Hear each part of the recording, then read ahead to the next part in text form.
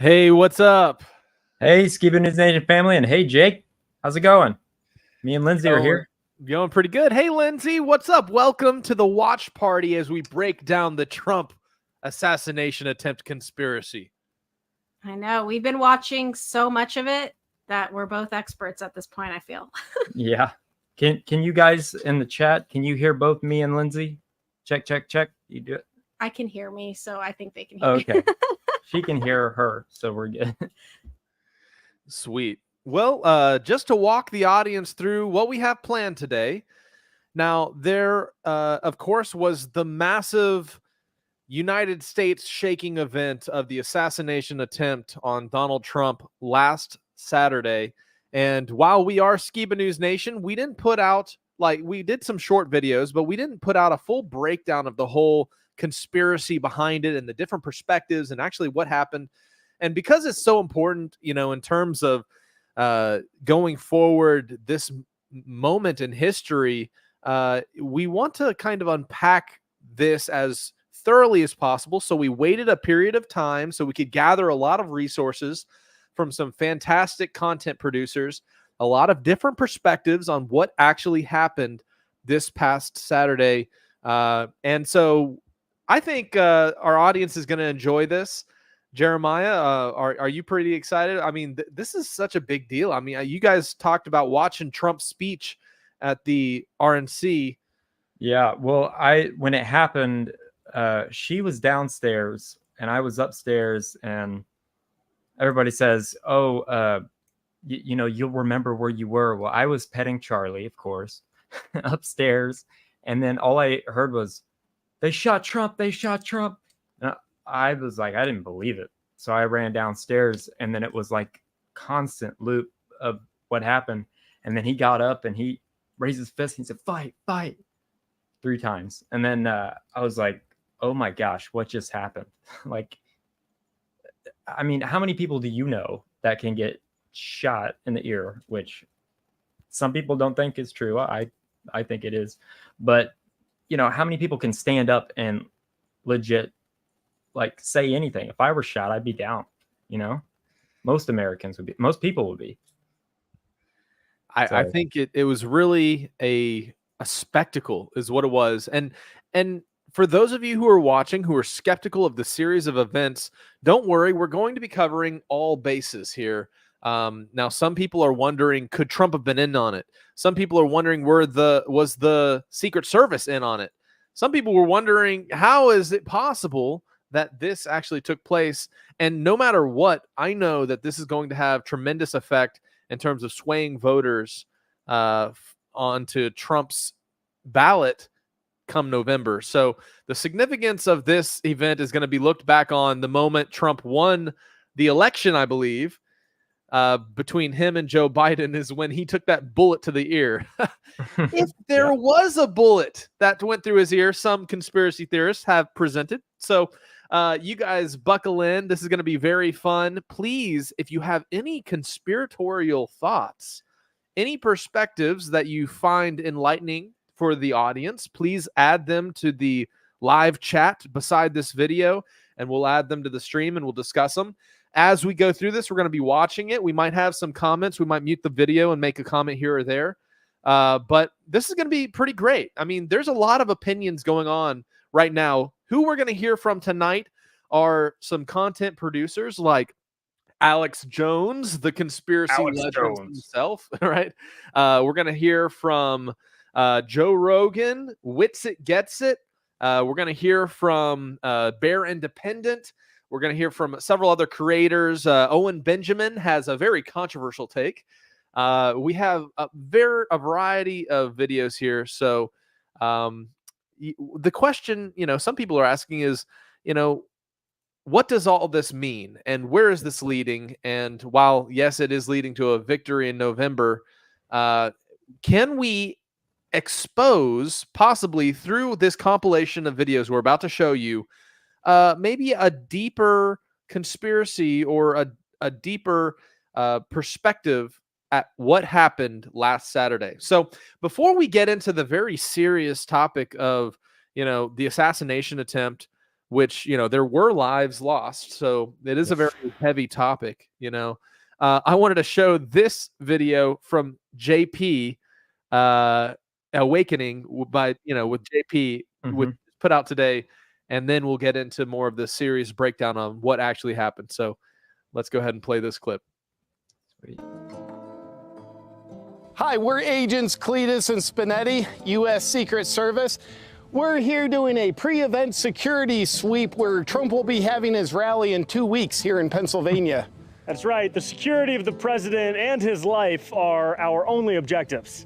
We're going to need this tree line taken down to offer more of a clear line of sight from that area directly to the podium. Hey, Spinetti, what do you think of this building 150 yards from the podium with a ladder affixed to the back of it? 150 yards? We should consider that outside of the 500-yard perimeter. Copy that. Hey, it looks like this roof has a pretty clear line of sight going straight to the podium. You think we should station someone up there? Negative.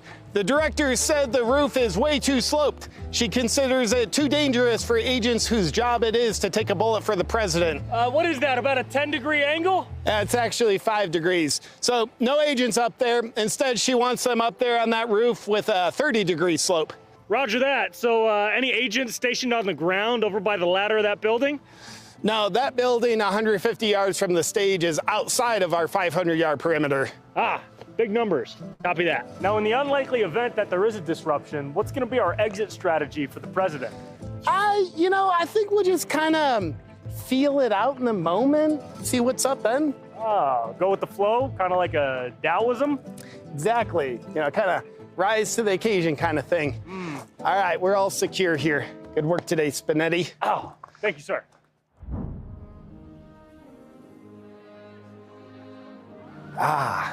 It's a good day for a rally. Cletus, we've got reports of a man with a rifle near building 3. Copy that. I'll get eyes on him in about 30 minutes. Right here, right on the roof. Cletus, yeah, we're now being informed by 37 eyewitnesses that the man is climbing atop building 3 with a device shaped similarly to a rifle. What is he hunting? Probably. There's a lot of whitetail.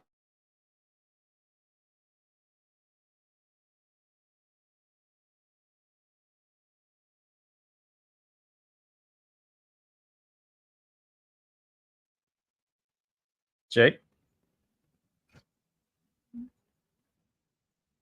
think Jake just froze on us. Or we just froze. Oh, Can you guys still hear us? This is awkward.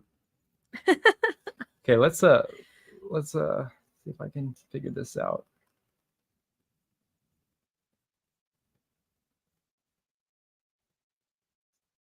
What is going on? oh, yep. We're getting a thumbs up. We're getting thumbs up. So we're still here. Oh, Jake is gone. All of our videos are gone. Anyways, while we wait for Jake, what do you guys want to talk about? What do you think is really going on? I mean, quite frankly, I've heard a lot of people say that it's, not legit, staged, and we've been to a Trump rally. So the thing that really drives me crazy is seeing the Secret Service not on the stage, because when we were there, they were like on all 4 corners. Do you remember that? Mm-hmm. And they were on roofs. And I mean, we basically went through TSA just to get in there. And the fact that this guy brought in a rangefinder, and then he went and he was able to access the roof, that's insane. That is so insane to me. And that's just me being at a Trump rally. So, I mean, I don't know, take that how you will, but it's just very sketchy that they were able to leave so much space for them to do that. Like, just 13th of July. What are the odds? Oh, yes. Sorry you about back, that, Welcome guys. back. I built some time for you. Sweet. How far did we get into that JP video before I cut out? About halfway. Okay. Well, I'm sorry about that, guys.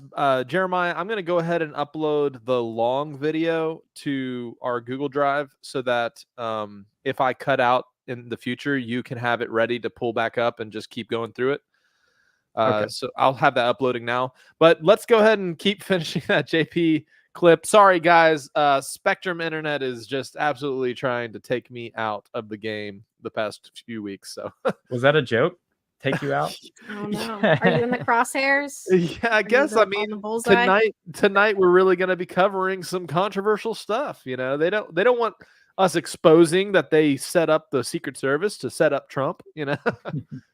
Yeah. Oh man. All right. So yeah, hey, where were we? This is top of... What? Okay. What? Oh, Jesus. God, this is bad. All right. Trump. What? That doesn't sound right. Let me All check right, Twitter. hold on. He gets a deer. We'll be all right. Similarly to a rifle. Right here. About right there, yeah. Okay. All right. I'm going to start uploading that video, Jeremiah, and I'll email it to you. But here we go. Sorry, guys, if I cut out again. But hey, at least you get to see more of the beautiful couple up there that are just about to get married, y'all. Hey, hey. What is he hunting? Probably. There's a lot of whitetail in the area. Well, you know, venison's pretty good if you know how to cook it right. Sure is. Yeah. Butter, some red wine. All right, well, just report back to me and let me know if he gets a deer. Shots fired. Did he get one? Apparently he was shooting at the stage. What? There's deer on the stage? They're saying he shot Trump. What? That doesn't sound right. Let me check Twitter. Oh my God, he shot Trump! What? Oh my God, Yeah, he got him! No. Oh God, this is bad. Dude, just calm down. What do we do? I don't know. I thought you knew what to do. Holy shit, dude, we could have been killed. I know. Okay, we gotta get to the stage. Come on. Oh, Jesus. Okay. Yeah. Oh, okay. I think it's loaded. Come on. What do we do when we get to the stage? I just take cover behind the president. He's got a big body. Copy that. Now what? Get your head down, idiot. There might be more shots fired. Sir, Mr. Trump, can you watch out for your blood? It's getting all over my suit. I don't even see any deer up here. He might have been trying to shoot the president. Really? Maybe. Okay, they're moving him. We're losing our cover. Let's get to the car. Okay. Where's the car? What? Why? I don't have the keys. I think someone else parked it. Why is there no one here to help us? I don't know. Wait. They got the president in the car. Let's get there. Secure the perimeter of the vehicle. Copy.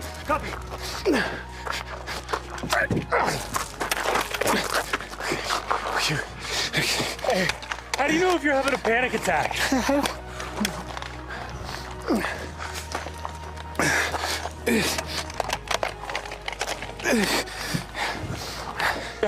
I think we're good.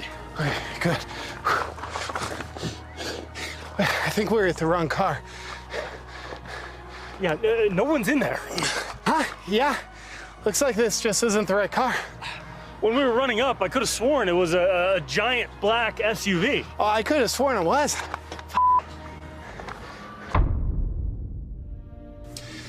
We at Trump's Secret Service detail that works for the Biden administration consider the security of today's rally to be a great success. That's right. Let's not forget that only one president was shot today. And he only got shot once. And it was in the ear, and he has 2 of those. Plus, he lived. And we neutralized the would-be assassin in under 60 minutes from the first sighting. That's pretty good. That's fantastic, especially when you consider that that is less time than your average episode of 60 minutes. We'd also like to thank the director of the U.S. Secret Service for her initiatives in hiring a diverse team of agents with a diverse range of abilities, good and bad, when it comes to protecting a former president from being murdered in public. Yeah, as part of the mentally handicapped community, there's not many other organizations that are willing to hire people like us for jobs that involve having guns and keeping presidents alive. So for our work today, you're welcome. You're in good hands, America. Now, if you'll excuse us, we've got to go eat mayonnaise out of jars because we think it's peanut butter. You have any more of those paint chips? Got a few. Oh, man. Okay, so that was the Awakening with JP skit they did today. I mean, that's about how idiotic as it seem to be. I mean, have you heard the reports that they had him in sight for 3 hours? I mean, what are the odds, though, of this kid finding the only accessible point? He just so happens to find that spot out of all the spots, right? It's weird. Yeah, I've seen some of the top-down photography showing where his ladder was, and I will say there were 2 like big bushy trees right at that side of the building, and so there was like this little nook and cranny perfectly hidden from view. But with all that said, maybe it's just the fact that he didn't look like a military-aged adult. Maybe they were like, oh, it's just some kid climbing around being a knucklehead. You know, I don't know. Like, that's the only way I can justify it, which is not easy, you know. But, you know, we wanted to start things off with a lighthearted note because we're going to now get into the actual topic, guys. And we're going to watch through the series of events and some various opinions breaking down what actually happened last Saturday. So let's go ahead and get into our main feature, breaking down the assassination attempt on Donald Trump. Here we go. Pennsylvania. Former U.S. President Donald Trump speaks at a rally. He's just minutes into a speech when shots are fired. The shots are coming from here, on the roof. The gunman is 20-year-old Thomas Matthew Crooks. There are a lot of questions we don't have an answer to right now. Why were the forces unable to prevent the attack? Why couldn't our men climb up on this building? What was Crooks' motive? The gunman had no criminal history. The FBI found suspicious devices in both his car and home. I'm hearing a lot of people say that this Trump assassination or the attempted assassination is a conspiracy, like that the blood on his ear wasn't real and all this stuff. But the real conspiracy is with the Secret Service, because they had a lengthy amount of time to be able to pick off that assassin. And them not doing that shows a lot, shows who's really behind this, which we all know is somebody on the left. Those are my current thoughts at this time. Thomas Crooks' parents were looking for him in the hours leading up to the We're now told they eventually called law enforcement to report that Crooks was missing, and they were worried. And they also were told, those parents are now being cooperative now with authorities, but they gave them the heads up that something's going on with our son. We are worried. We don't know the texture or the details of their concerns. So in other words, well, were they worried that he had were they worried? You know, what were they worried about? Were they worried that he was going to try to attempt sitting president and then go ahead and are we talking about that? What were they giving the cops a heads up about? This is the first time we are hearing this.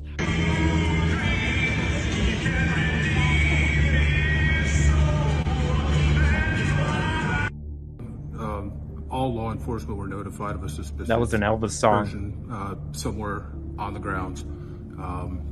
Once the suspicious individual was identified as being in the vicinity of the AGR building, our police, who were primarily assigned to traffic duty and traffic control, did in fact, because of proximity, move towards that building to assist in trying to find and identify, the suspicious person. It's a light manufacturing office building. I'm not aware of a very specific assignment, not being part of the planning meetings, to whether or not anybody was truly assigned, dedicated to not only the building but that immediate grounds. I don't have that answer. One of our police officers, long-term, police officer here with our department. Once that suspicious individual report came out and our police arrived, in the immediate area of the building, they did do a perimeter search. Were unable to see the person on top of the building from their vantage point. So one of our other police officers, 2 total, literally boosted one of our police officers up high enough in the air to grab hold of the edge of the roof. Approximate height of 12 feet from ground to where he was able to grab a handhold. Officer pulled himself up to where his head was above the roof. Did observe an individual on the roof. Individual was identified as having a weapon and did point that at our officer. That time, our officer took up a defensive position from hanging from a ledge, ducked his head, did in fact lose his grip, fell approximately 8 feet, did sustain an injury to his ankle. While prone on the ground, both the lifting officer and the prone officer both called in, identifying the individual on the roof as being armed. We did not man the actual entrance gates. I've heard the same story, but I don't have any other information than what's being broadcast right now. I can tell you, if there is none of that spilled over into this building, and none of it's been directed, to our officers, there has, to the best of my knowledge, not been any direct communication with members of Secret Service to our officials. There are ongoing interviews with all law enforcement that were at the event, regardless of what their roles were. So we're all just waiting on that information to be all put together into one public report. I think there's some misconception about overall response. I can only speak for our officers transitioning from what was supposed to be a primary traffic control assistance to where it became a person of suspicion or a suspicious person. I think our law enforcement did exactly what training taught them to do, and they did their job. Take a look what happened.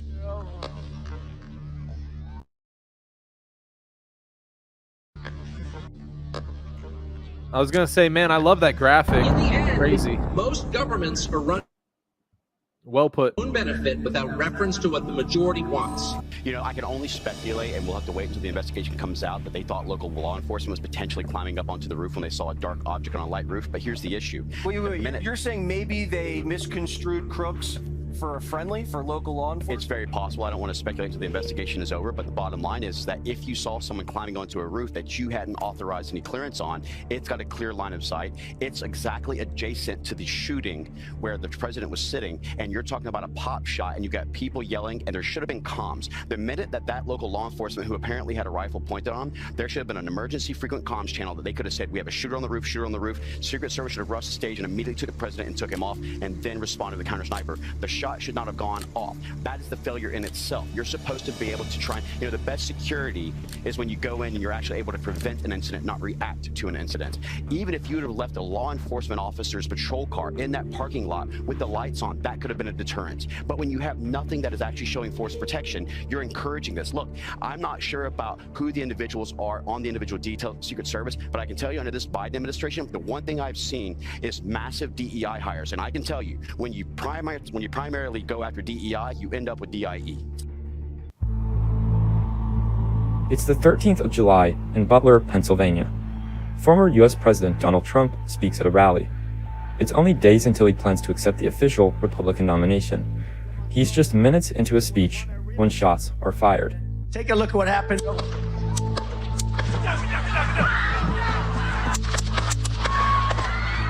Trump got hit, but survived. Someone tried to assassinate him in broad daylight. Here is how it unfolded. This is the best graphic I've seen showing the position of the shooter.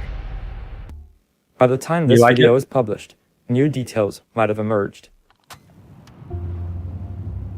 It's a hot, sweltering early evening as tens of thousands gather here to see Trump.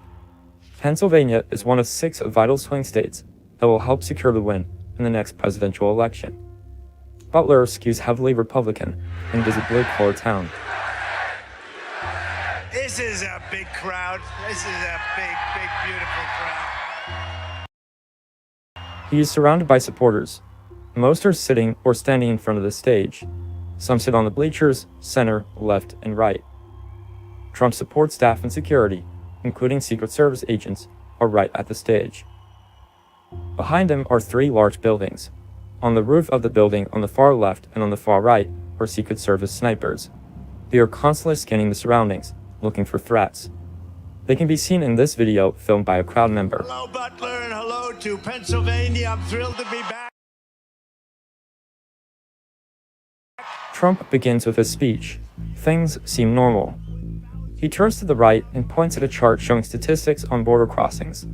At the same time, several people in the crowd notice a man with a gun on the roof of a building close by. Take a look what happened. This tooling. All of a sudden, bullets start firing.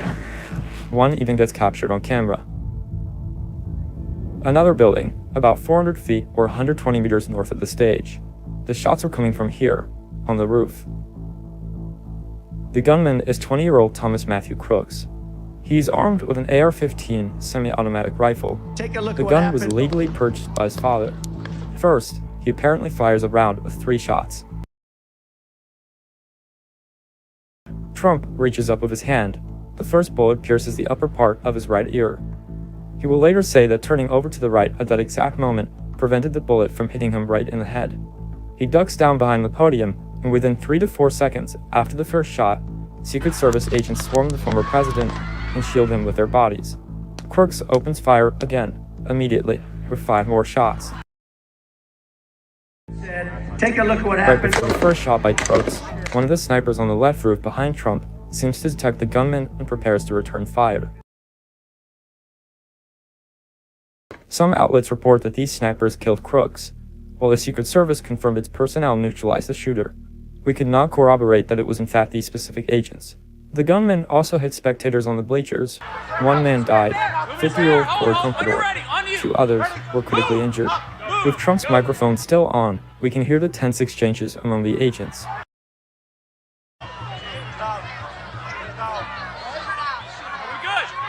About 42 seconds after Crooks opened fire, they confirmed the shooter was down.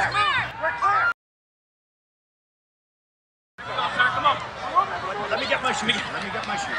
I got you, sir. I got you, sir. Let me get my shoes, sir. Hold on in your head. They prepare to escort him to an armored vehicle. Let me get my shoes. Okay, my shoes down. My shoes. Watch out. Wait. I love how he said, wait, and he got the most iconic photo ever. Yeah. Let me get my shoes. He's always going to be like, I'm so glad I took a moment to just give the people what they want. Yeah. Hey, everybody. We're also going to be joined by Opa, our producer. So I'm going to bring him on stage. Hello, Opa. Welcome to the broadcast. Oh. Well, hello, everybody. Howdy. Hello. Everybody say hi to Opa in the chat. It's not often we get him on camera, but he's the guy behind the scenes here at Skiba News Nation running the show as our producer. So give him a warm welcome. Opa, when we play the video, it's such a long video, so we're not going to pause it, but on your end, you should have the ability to just mute it. So if you do have any comments, feel free to click the mute button on the video as it's playing and say what you have to say. And please feel free to share your insights.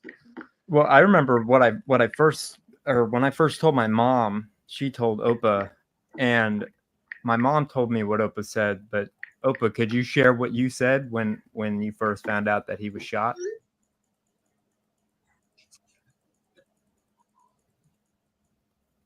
I believe he said they need to stop killing each other. They need to stop shooting. Something to that effect. Well, all right. Somebody had put something in the chat about they didn't think it was actually Secret Service that was protecting Trump. Mm-hmm. And we heard something today that and I think it was breaking news today, that it wasn't secret security. Yeah, that it was like they said it was supposed to be caught like the police officers from that area, but then It wasn't even that. It wasn't even that. They're basically actors. They were border security or border patrol or something like that they had hired that had no training in protecting a president in an assassination situation. And that's why you saw those females that couldn't holster their guns and clearly weren't big enough or tall enough to protect Trump. So they knew putting these people in these situations that they knew that they were not equipped to handle. Yeah, it's the whole diversity hire possibility that had people crashing airplanes. You know, we had that story we covered several months ago about the airplane that was experiencing, you know, crazy turbulence and people almost died, and it turned out the person who was hired was like some kind of far left blue-haired trans something or other, and they were just trying to be inclusive despite the fact that they couldn't even fly an airplane. They were made the pilot. So it's just another realm that whole mindset has made its way into. But here, let's go ahead and continue on. And if you guys want to say anything, just go ahead and mute the video and we'll keep talking, because we got quite a few clips to get through here. Trump is then rushed to a hospital. Later that night, he is flown to New Jersey. He appears to be well.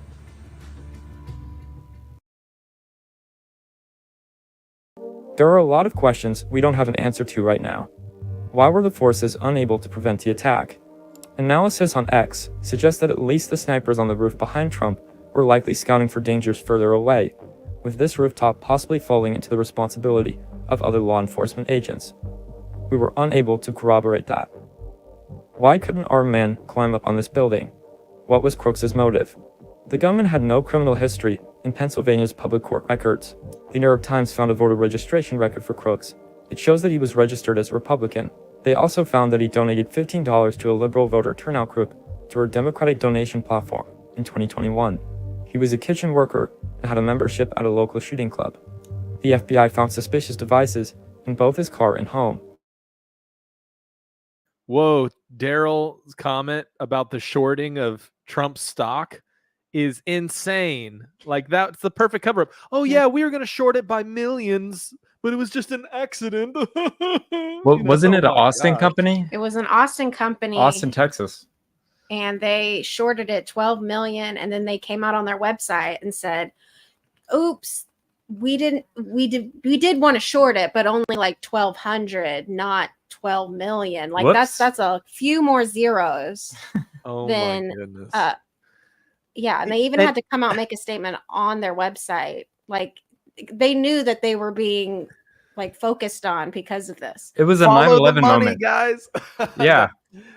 If he had been shot and died, how much did they stand to gain if it wasn't an error? Exactly. You know, against Trump principally. Well, they did it in 2015 and 2016, and it didn't have an impact. So I have to ask about President Biden. These polls come out over the weekend showing that he's losing in a theoretical matchup among registered voters in 5 out of 6 swing states, the biggest swing states. It looks like if the election were held today, if not much changes, he would lose. And immediately you have David Axelrod, Bill Kristol, you know, pretty devoted Biden voters saying we need a new guy. What do you make of that polling? Do you think it reflects reality? And what do you think will happen to Biden? I think the most amazing part about this, Tucker, is that if any leading American politician had even gotten near the possibility of an indictment 10 years ago, the prospect of them running for high office would be instantly over. And here you have Donald Trump, who has been indicted on felony charges in 4 different American jurisdictions, 2 state jurisdictions, 2 federal jurisdictions. And not only has it not harmed him, it actually has helped him in the polls for sure among Republican voters. His lead has expanded every time he's indicted, but also among American independents and even groups that traditionally support Democrats almost reflexively, like black voters who 22% of in this latest poll, and we've seen similar polls say they would vote for Trump over Biden, and 42% of Latinos. And I hate to believe that that's true in this country, but all the evidence suggests that it is. In fact, it's provable. You know how you prove it? Public opinion polling. Take a look at the latest Gallup poll. Pick a poll. What are the top 10 issues for people in the United States? And then compare those to the priorities of your leaders. So people are leaving Michigan because it's very hard to make a living here, and you're constantly hassled by a government that never stops growing and that is leeching off an economy that hasn't grown in decades, okay? That's the truth. Take a look at the priorities of the low IQ lunatic who's running your state, Gretchen Whitmer, who deserves zero respect, no respect. Her priorities are what? Putting you in jail if you, quote, misgender somebody? What percentage of the population of the state of Michigan, even southeastern Michigan, is on board with that as a top concern? It's like roughly around 0.1%, okay, in that range. The things that people care about, Gretchen Whitmer couldn't care less about. Because democracy isn't functioning. You got to kind of wonder where this is going now that, basically no one in the establishment in Washington is for the frontrunner in the Republican presidential primaries. I think there has always been a never Trump contingent. Right. It has manifested itself now as pro DeSantis. A lot of the never Trumpers became, very pro DeSantis. Yep. Some elements of it, obviously, people that are people that want to kind of keep the military industrial complex going everywhere People who have always been anti-Trump. So hate speech.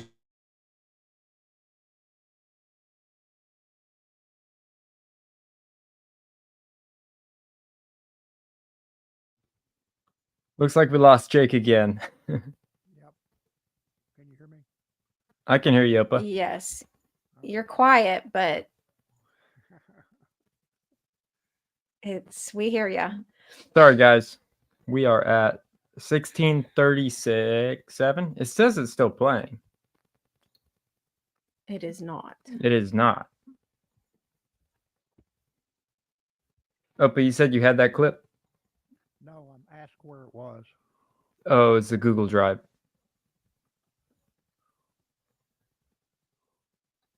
Well, we saw another comment about the BlackRock video that the shooter was featured in, which looked kind of like a school advertisement or something like that.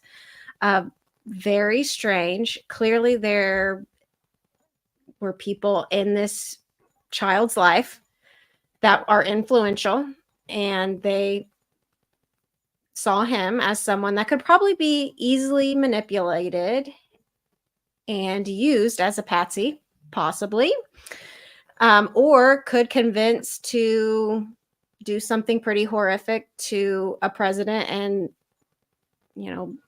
be a sacrifice for them. So either way, I think that there's definitely some BlackRock connection here.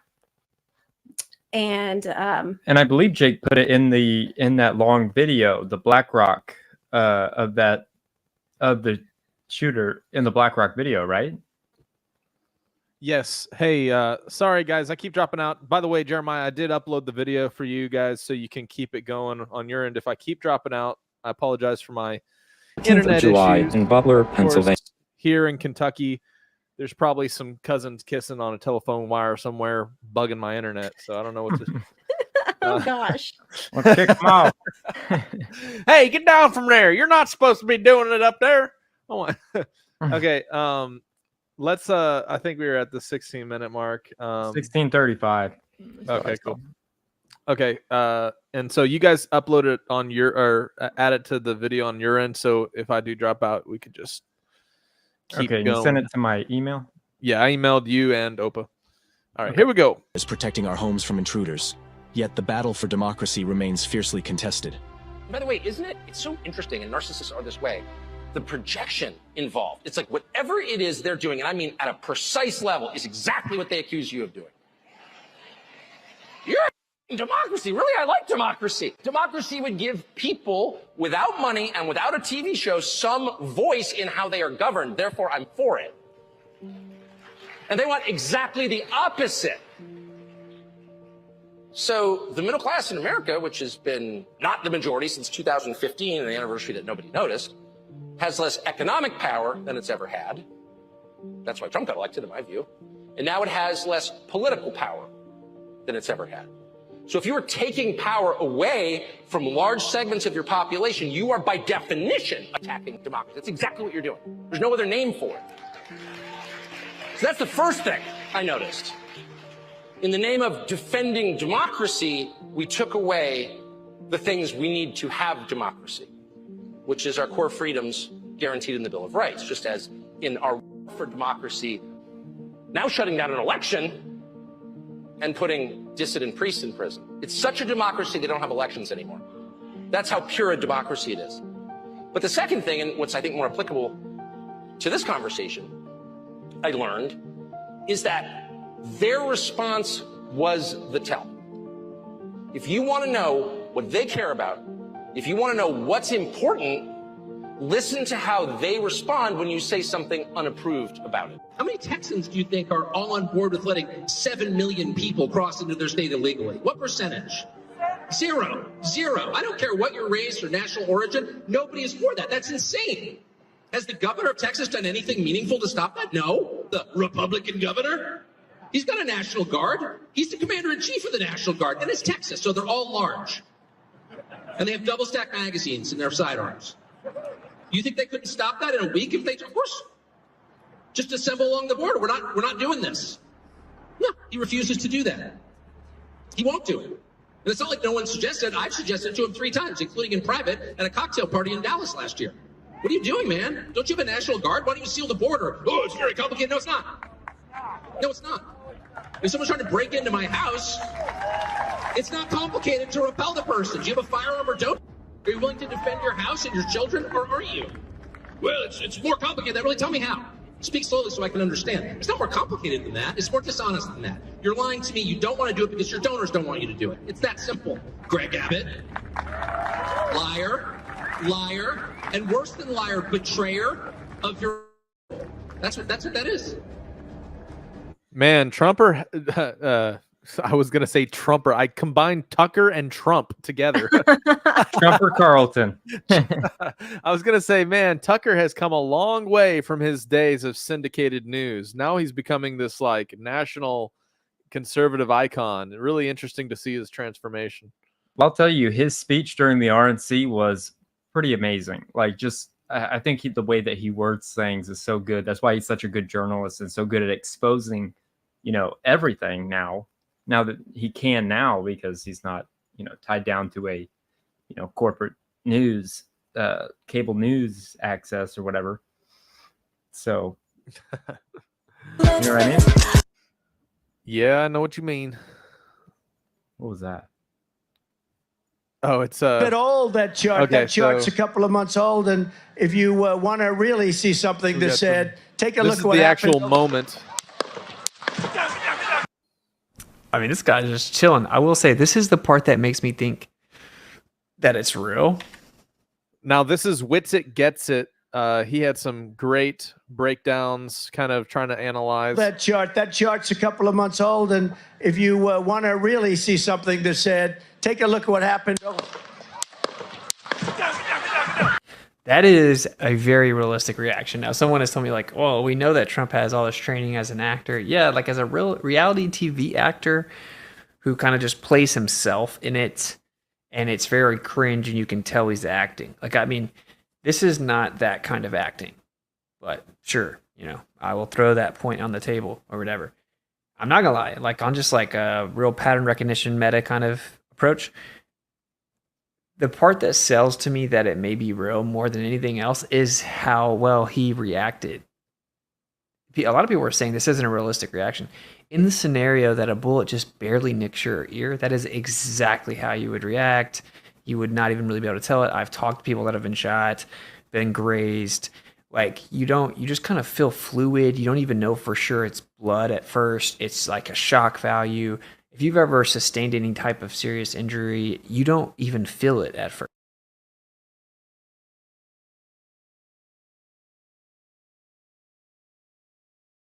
He's like very confused. He jerks his head once it hits him, and he thinks for a second. Then he like reaches for it, and then he ducks. In my opinion, if this is completely staged, Trump did an amazing job.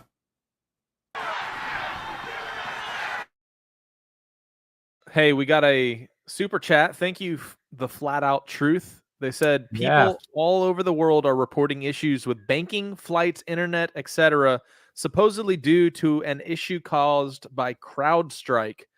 And somebody else earlier mentioned that Bear Independent broke down that there is currently ongoing, they said, daily intel from today, cyber attacks just happened. So thank you guys. And then thank you for the super chat, The Flat Out Truth. Truth. Thank you so much. Oh, by the way, I was trying to mute it earlier, but I didn't turn my mic on. But if you look at the footage of Trump, in the bottom right, there's a woman with a black hat on, and the look on her face, she knows something's coming. I swear. Like, if you watch her, she's like looking up, and then she goes down, pulls out her phone after holding up a sign. It's the weirdest thing I've ever seen in my life. I'll point it out next time. Very it's shown. interesting. That's like the bare minimum conspiracy that exists here. The bare minimum conspiracy that exists. And that's why I did make my first post here. He was saying the bare minimum. It was is obviously that the orchestrated. The Secret Service does not is just in accidentally on it. overlook a roof with a direct line of sight. Right? And then I made a follow-up. Secret Service doesn't just accidentally overlook the closest roof in an open field with a direct line of sight to the president. Just like Israel doesn't randomly abandon their border right before it gets attacked and then take hours to respond. You know how stuff like that happens? It's orchestrated. And then people start freaking out. Oh, yeah, if it was orchestrated, then how did someone turn their... you're telling me that he just turned his head just the right time? I'm like, no, what? I'm just saying, like, at the least, they really tried to kill Trump, and it was all orchestrated from the inside. You know what I'm saying? Now, keep in mind this right here, this water tower, because now it's coming out. Multiple witnesses say they saw a shooter on the water tower. And when we start to examine the video of the crowd behind Trump, you're going to see there had to be more than one shooter. You're literally going to see that undeniably more than one shooter. But so anyway, I'm just making that point here. To me, that's obvious. So the Secret Service, what do? They immediately check roofs. That's the closest roof. It is so ridiculous to pretend that they just overlooked that roof. So, anyway, here's somebody talking about this years ago. All right, it says 3 months ago. Let's just say at least 3 months ago. This is a trip, y'all. I'm pretty sure Listen to video this was guy put out a couple prophesying years ago, exactly what originally, but happened. This is a here's trip. a preacher saying had a vision at least 3 months ago. If you haven't seen this, it's pretty crazy. All throughout America, all throughout, and I saw Trump rising up, and then I saw an attempt on his life. This bullet flew by his ear, and it came so close to his head that it busted his eardrum. And I saw he fell to his knees during this time frame, and he started worshiping the Lord. He got radically born again during this time frame. I'm talking, people say he's saved now, but he becomes really on fire for Jesus, for what I saw coming. And then I saw people interceding when I saw him winning the presidency through great. The Lord showed me it would go clear into the summer. Great persecution would come on him through the judges and through the law and all these people trying to sue him and all this stuff. But there would be a stop to it, and there things would start to break free come toward the fall. And then I saw him winning the election through the Patriots coming out and voting. How crazy is that, bro? Now, let's talk about that. Okay. I think truthers, they need to really recalibrate pattern recognition sometimes. You get a little rusty where you auto-hoax everything. So, let me explain something to you. So many people are like, so what, was he in on it too? If it was faked, it wouldn't require that guy being on it, okay? Take a look what happened.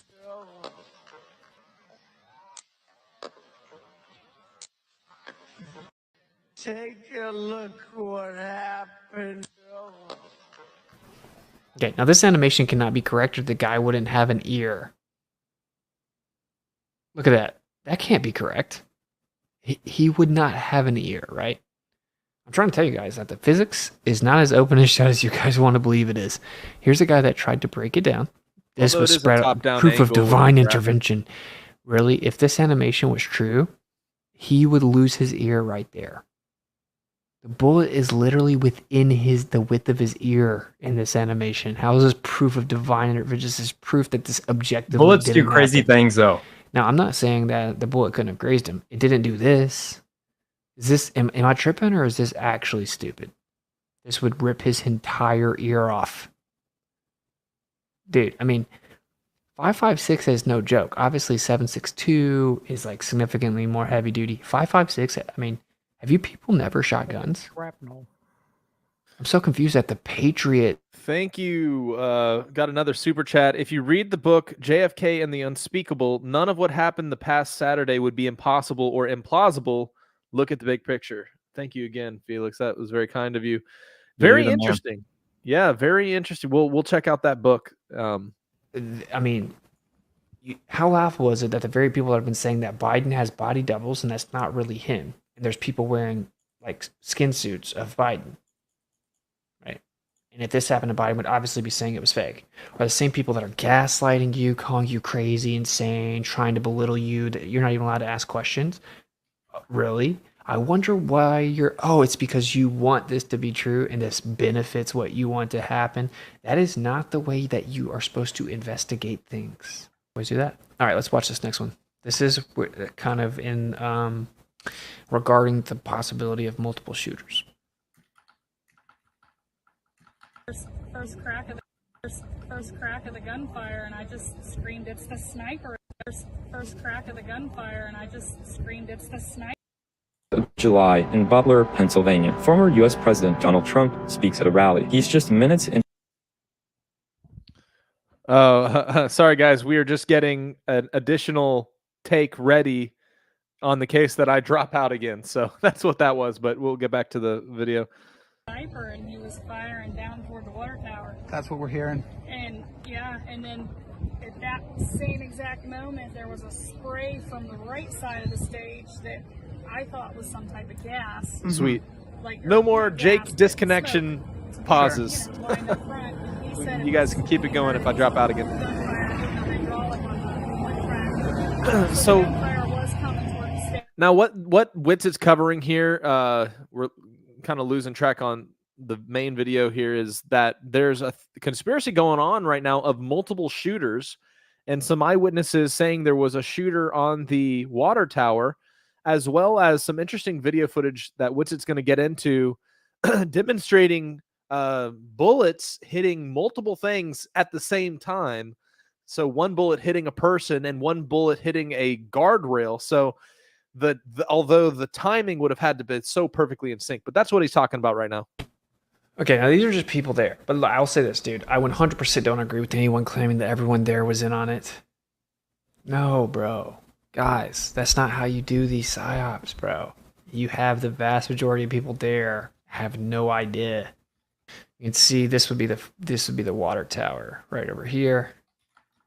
So obviously it does have the elevation to see over the tree line. There could be multiple reports of a sniper here from eyewitnesses, and then also a shooter here that we also saw in the video. Whoa. Now, that's not really the damning part of the two-shooter thing. I just tried to type the comment, do you think there could have been multiple SHOOTERs? I don't know what to believe, Timmy. And I don't YouTube either. instantly this stream is actually just going rejected to make things a bit my comment more as perplexing, spam but that's actually a good on thing. our Like, if you're backend. super confident in your position right now, On you're ours? wrong. Yeah, it's not You may letting have me the say right it to the conclusion, chat. but the way that you've gotten to it is wrong.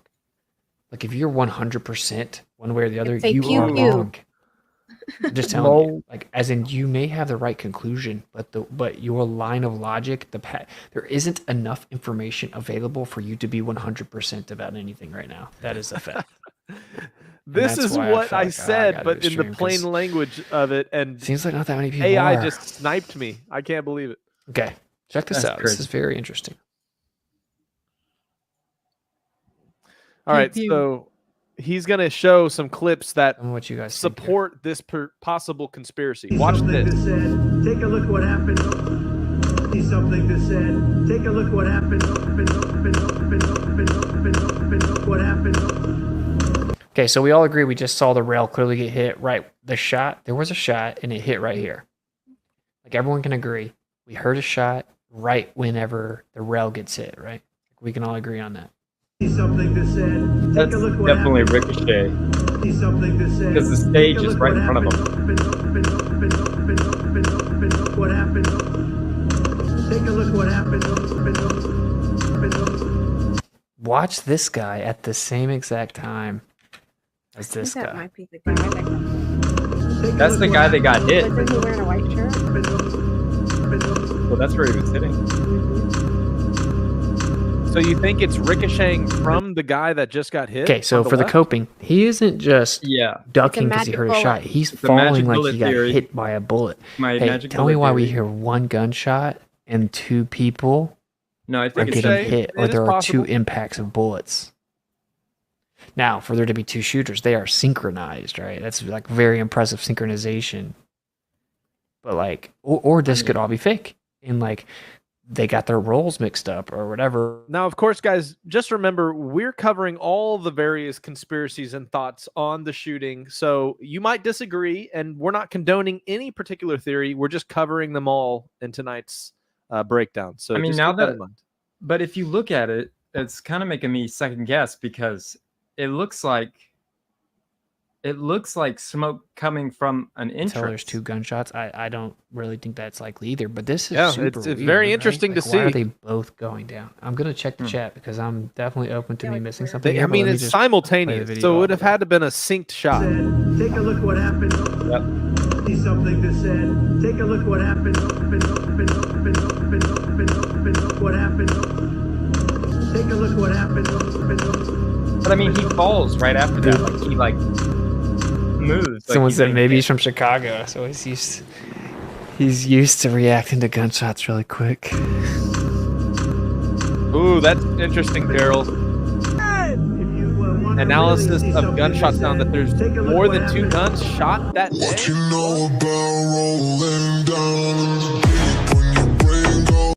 I mean, he doesn't like. He falls like he's out of control. He isn't done. Something that said, take a look what happened.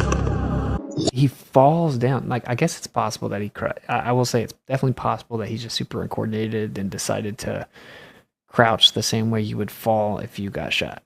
You know, like I don't know. He falls he falls. He doesn't really crouch, but. What you know about rolling down the deep when your brain goes numb? You can call a metal freeze when these people talk too much. Put that shit in slow motion. Yeah, I feel like an astronaut in the ocean.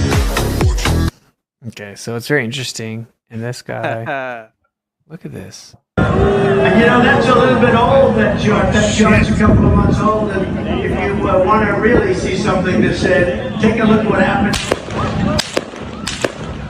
Now you could say that he was positioning to really take the shot, and that, look, if you look closely, this guy turns around and looks again, and then he just instinctively starts running, and the girl follows. So like, he was just propped up to take the shot prone.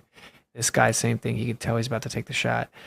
What's even crazier, if you look, this building is where the shooter is, right? You see the cop car right here. Cop car right here. This is actually cop cars right here. This is the building. This is the building that the cops were using. Supposedly this is full of cops and Secret Service. Official story. They've come out today and made the official statement. There were cops using this building along with Secret Service as one of the primary places they were stationed. If you want to really... So, pretty suspect. Obviously, if there are some weak words in videos, I can't do anything about it. Now, we're not going to watch this, but this guy brings up some pretty good questions about the video, or about the assassination.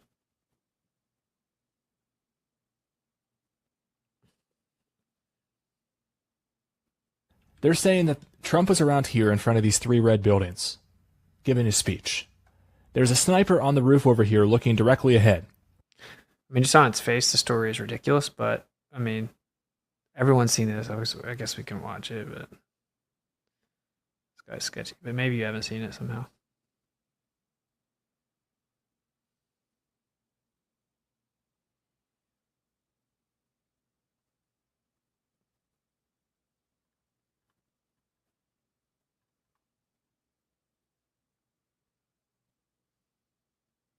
Some videos I haven't seen before. Innocent of 9/11. All right, let's listen to some of these questions. Then all of the Secret Service agents and/or makeup artists rush in. But that's not where he was pointing. Because the Jumbotron is to his right. So that shot was coming from that way. Hard to describe. Move to spare. Hold. When you're ready. On you. Ready. Move. Up. Move. Go. Hawkeye's here. Hawkeye's here. Move to the spare. Spare, get ready. Spare, get ready. We ready? Are we good? Shooters Are we good to move? Point. We're clear. Let's move. We're clear.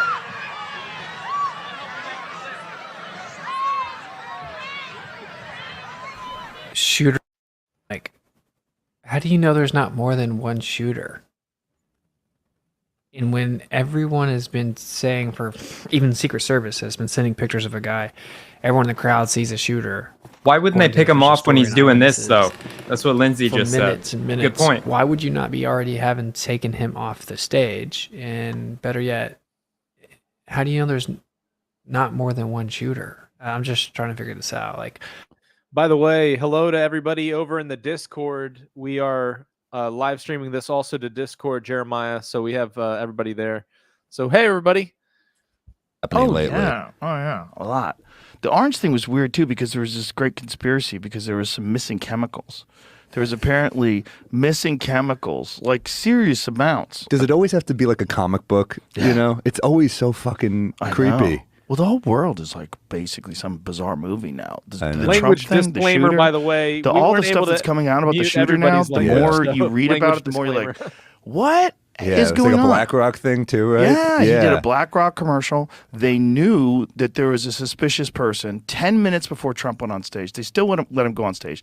They saw him on the fucking roof, and they didn't engage. Yeah. They saw him on the roof with a rifle. It's a bad They didn't Secret engage. Service right there. They wouldn't put Secret Service agents on the roof because they said there was a slope to the roof. Right. And it would be dangerous. It's more dangerous if the ex-president gets shot. Bro, which he did. They let him get off. The kid got off 3 shots. And apparently there was one that we saw that hit his ear, and you see the bullet. Like, the photographer got a bullet I saw that. flying by his head. Yeah. But apparently there's another one of a bullet going by his left side of his head. So it went by the right side of his head, hit his ear, went by the left side of his head as well. Because the guy got off 3 shots. Yeah. And he just missed Trump And every time. there's the one shot of him like turning his head, and I'm like, are you fucking kidding me? It was that close. Dude, it's so crazy. Yeah. It's so crazy. And the fact that they had such poor security guarding him, like they did such a terrible job. My They uncle's knew the guy was convinced it's there. bullshit. My Dude, uncle's like, there's no way this is real. I don't think it's not real, but look, here's the deal.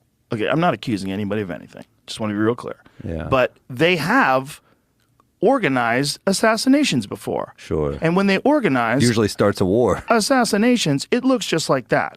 And when they organize assassinations, one of the things they like to do is have some fucking loser kill the president, and then they kill the fucking loser, and that's a wrap. This Yeah. kid kind of like stops all the leads. Oh, Everything's like, where does he go? So they have his phone. They say they can't get into his phone. Bitch, I know you read my text messages. Yeah, So why is how it taking can you so not long to get break in that into this kid's shit? phone? How can you not get in that kid's phone? It's always shady, right? They always die instantly. Like Kennedy assassination too. Like a nightclub owner kills Lee Harvey Oswald. I'm supposed to believe there's a nightclub owner with a heart of gold out there. Runs right up and shoots him in front of cops. Yeah. What is this? The end of Shaft? We're following breaking news. 3 U.S. officials have confirmed with NBC News intelligence about an Iranian plot to assassinate former President Donald Trump. Yeah, this is some big breaking news. The information caused the Secret Service to increase security around the former president. Now, this was all prior to what happened on Saturday. Let's bring in NBC News justice and intelligence correspondent Ken Delaney. And so, Ken, a big headline here. What do we know? Well, Kate, the first thing I want to say is that officials are telling us that this intelligence and this plot, they believe, had nothing to do with the 20-year-old shooter in Butler County, Pennsylvania on Saturday. That was just a horrible coincidence. But what we are being told is that intelligence came in recent weeks about a potential Iranian plot to assassinate Donald Trump. And that's over Trump's ordering the killing of Qasem Soleimani, that Iranian general, head of the Quds Force back in 2020. Very controversial move.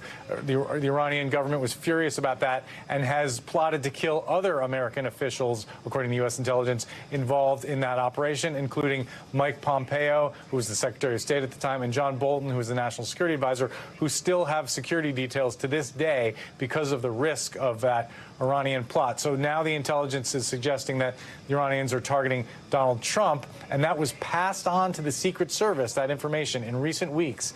And we are told it led the Secret Service to plus up, to augment Donald Trump's security detail. So what we saw Saturday was enhanced security, and that's going to raise a lot of questions in people's minds, given all the scrutiny of what many are calling a colossal security failure to secure that building, allow the sniper to get up on the roof, etc. So it's really sort of two threads of a story here. One, it's big news that there is an Iranian plot, according to U.S. officials, to assassinate the former president. It's also big news that the Secret Service augmented his security detail, and that's what we saw on Saturday when an assassin was able to get a sniper's position and almost kill the former president. You know, certainly big news, and I want to drive home a point you brought up, right? This has been an ongoing threat to former President Trump since he ordered the assassination of an Iranian military leader during his term. I just briefly want to ask you, though, how has the situation changed recently when it comes to Iran? Is there a reason for this increased threat now? Yeah, well, to be clear, you said an ongoing threat. There is an ongoing threat. There have been plots against other former Trump administration officials. There has not been reporting that there was a specific plot to kill Donald Trump by the Iranians. That's the intelligence that came in recent weeks. Specific source reporting. It's unclear to what extent it was corroborated by other sources, but it was enough that it led U.S. intelligence community to pass that information on to the Secret Service in order that they increase security around Donald Trump. All right, Ken Delanium with that breaking news for us. Ken, thank you so much. Thanks for watching. Stay updated about breaking news and top stories on the NBC News app or follow us on social media. Lester Holt. He goes, oh, wow. Looks like everyone's a conspiracy theorist now, huh? Don't trust the official story now, huh? So he works at InfoWars, and he's mocking anyone who doesn't trust the official story. All right, get ready the for official story Owen's is take, impossible, everybody. as described. It's retarded. I can just start asking questions. Why was CNN broadcasting a low-attended random rally? Why was there no cameras videotaping the side of his face that got shot? Why? If someone was competent and wanted him dead, why not use a drone? If he knew the security was bad, why wouldn't he fix it? Like, I can just start asking questions all day long. And they're like, how dare you? And why? Because they're creating a religion. So he says the assassination attempt was real, by the way. Fact claim 4 days after an event already discredits your entire worldview. Impossible to fake. So Harrison Smith is now claiming that it is impossible to fake what you saw on TV. Is it impossible to fake, like the movie, what's it called? Like Training Day or something. Like a shooting. It's like, oh, you can't fake that. Like, what are you talking about? Claiming to be an expert based on secondhand knowledge is pretty gay. Well, I mean, everything's secondhand when you're analyzing something like this. And I'll get to how I break down everything in a second. Everything's secondhand. Like, unless you were right there watching it. And even if you were, I don't know if you've ever seen Chris Angel in Vegas. I've seen a Chris Angel show, and you swear the guy's flying around. I mean, you see a car floating in the air. You know, it's like to claim, I can claim I'm more reliable than NASA at space travel. If you go back to the 1970s until now, and you look at what they claim they're going to do and what they did, they have a 0% trustworthy index. It's 0%.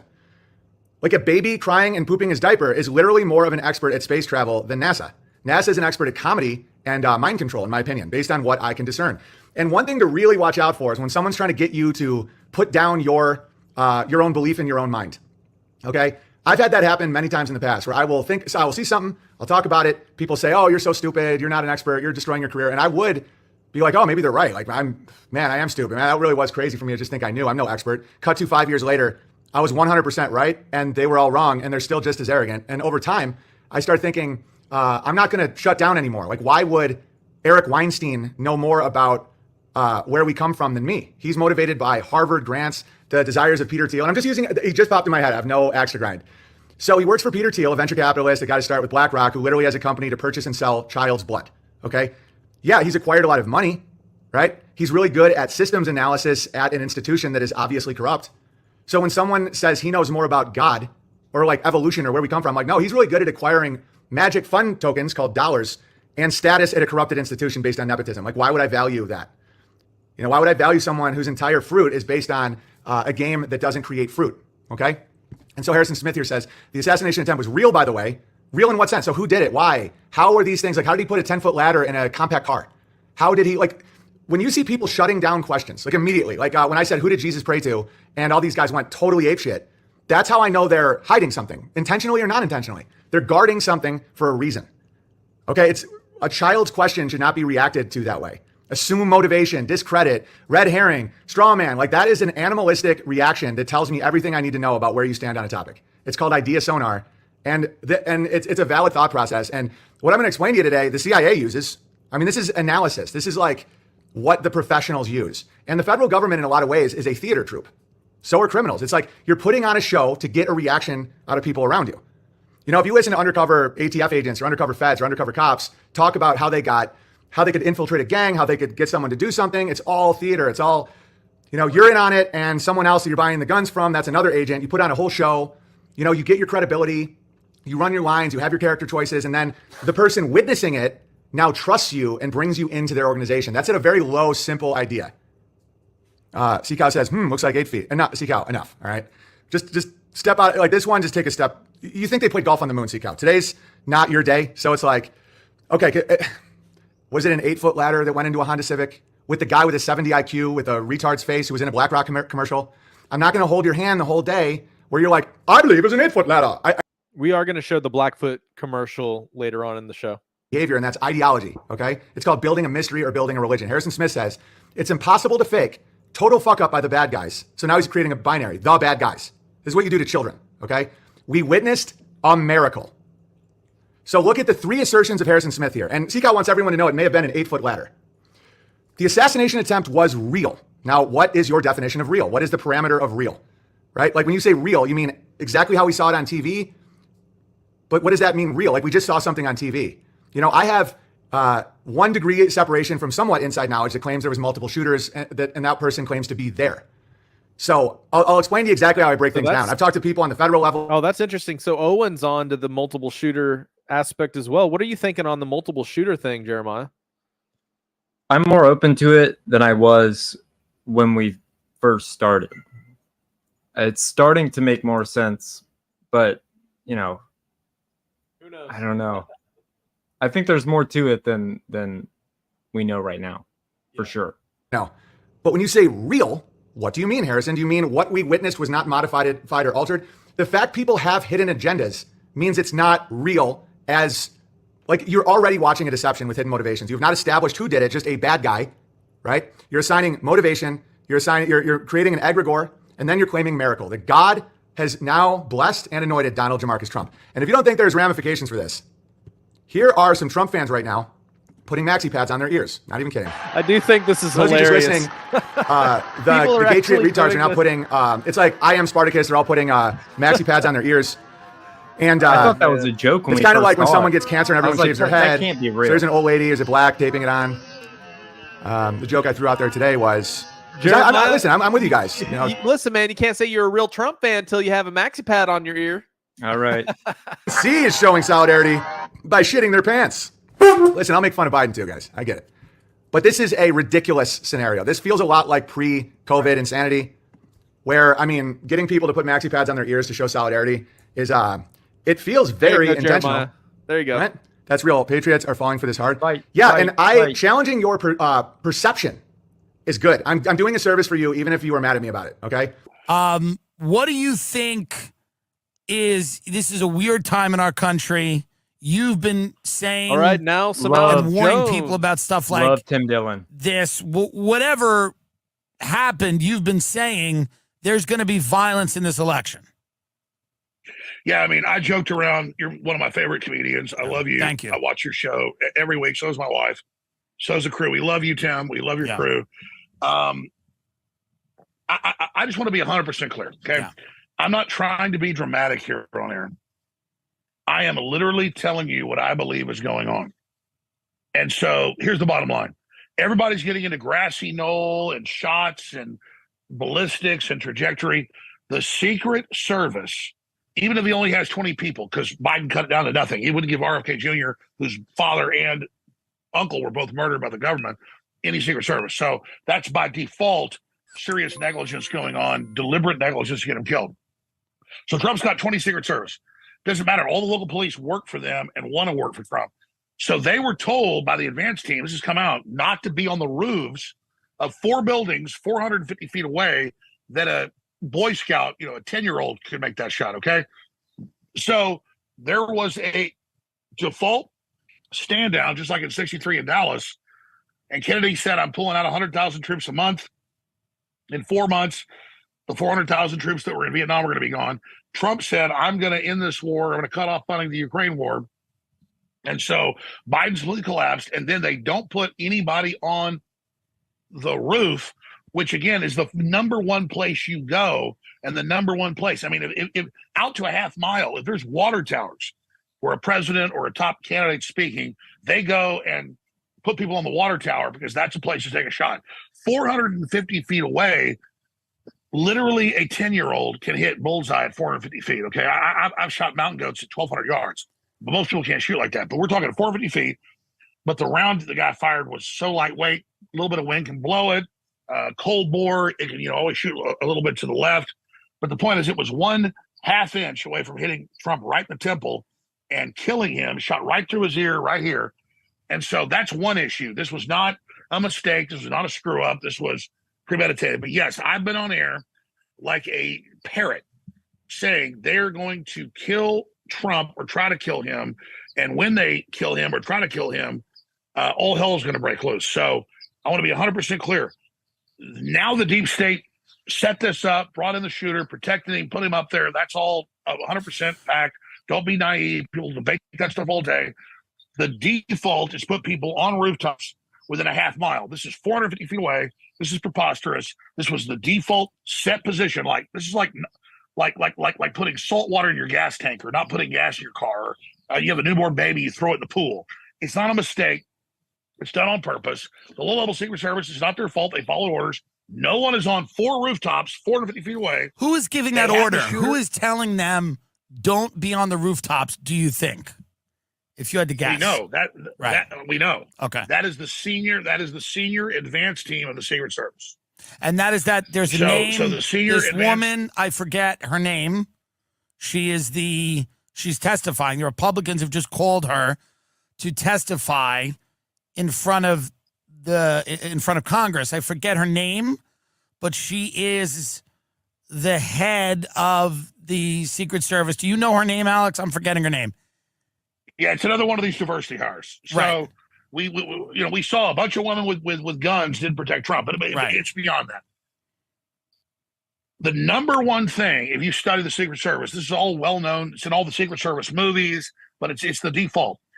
Any rooftops within a half mile you clear and you have people on top of them. It doesn't matter they didn't have enough Secret Service. You put cops on top of the roofs, that nobody can do that. Instead, about 2 minutes before Trump gets shot in the ear, there's video of this. It's all over X. They clear everybody out from behind Trump as they hear dozens of witnesses have been on the news that said there's a guy with a gun on the building. Right, so they run around for minutes going, yeah. There's a guy, exactly. There's a guy on the roof with a gun, and they sit there and fumble and watch, but the local SWAT teams waited, and they're on their radios with their guns trained on him, and they're like not told to take the shot. So there wasn't just a stand down, not putting people on top of buildings, which is the first thing you do. That's where the shots come from, not up close in every case, 95% of the time. They then have got, it's all on video, the shooter, as he's up there with a rifle, crawling around and getting in a pro position, and they're told to stand down for about 2 minutes. So we're talking about 120 seconds. This is like a lifetime. Because in real situations, you got a shooter, you got a guy with a gun, you blast him. So everybody having a debate about and hearings and why this happened, that's all a distraction. So moving on from that.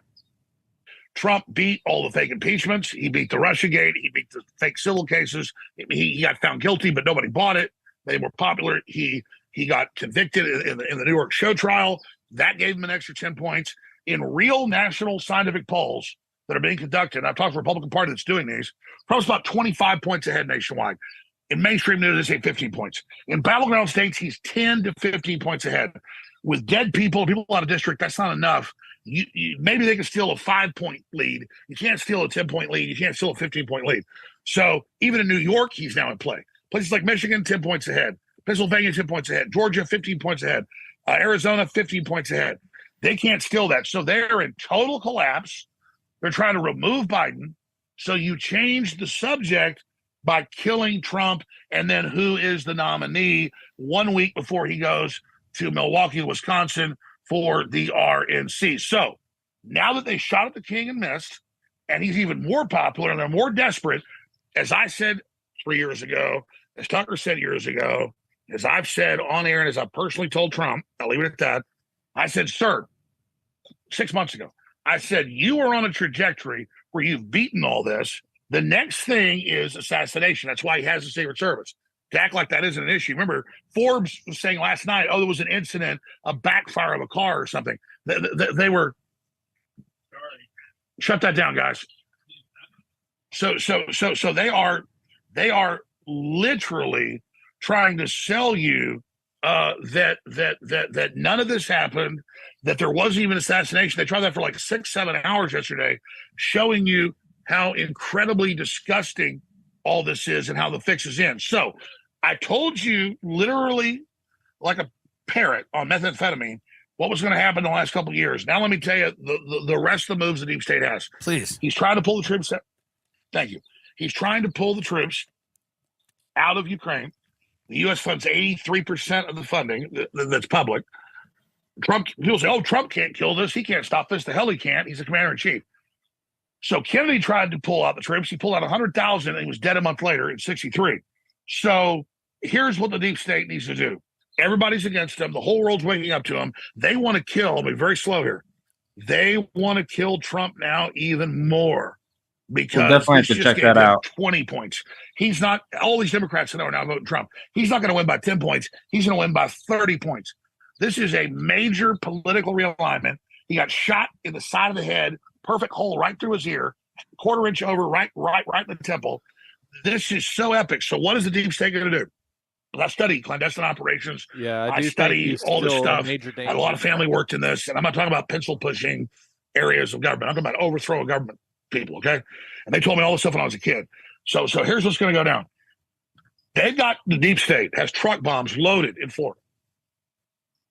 They have truck bombs, in my opinion, loaded in Wisconsin. And if they don't block the roads off a half mile from Mar-a-Lago with serious concrete dividers, if they don't block off Wisconsin, which Trump said, screw it, I'm going there tomorrow.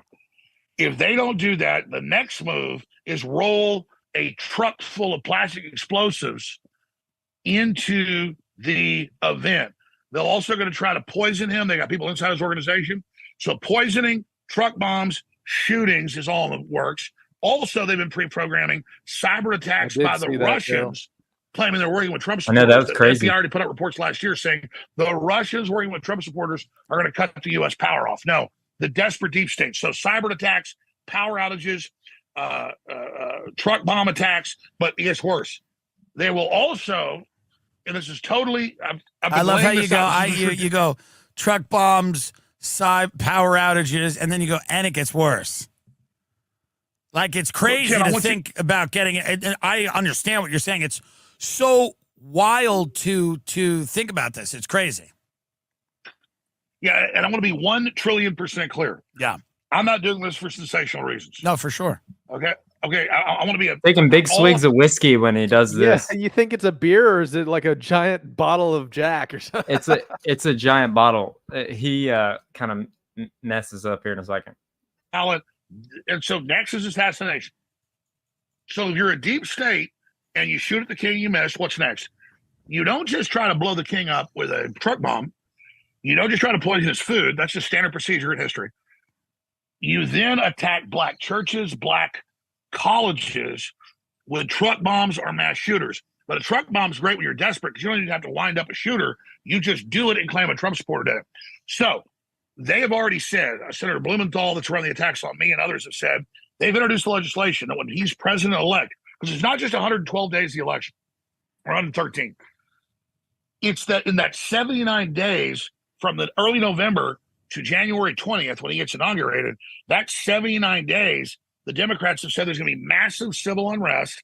And when Trump tries to call up the National Guard under the Insurrection Act, they've introduced a bill to strip him of that power, which is a coup against the executive. So they've already, I'm going for hours. They've pre-programmed all of this where they're going to stage attacks on black people. That's all pre-programmed, all the shows, all the movies, everything. Say Trump supporters are behind it, and they believe that will. It'll be interesting if that starts to go out and actually start to happen. is So doing. So we're you entering. think they'll try to start some type of race war or massive civil unrest based on like a false flag attack that's may not be an assassination, but is just to destabilize the public and to just introduce chaos into the process? Yeah, let's be clear, Tim. I don't think I know. Right. You have to understand, there's a RAND Corporation 34-step ladder they've had since the 50s. Where's it's the been updated, comma in that shows how sentence? nuclear Is it, war I starts. don't think We're I at like know, 29 or I don't think in comma, Ukraine. I So know. this stuff has all been ridiculously wargaming.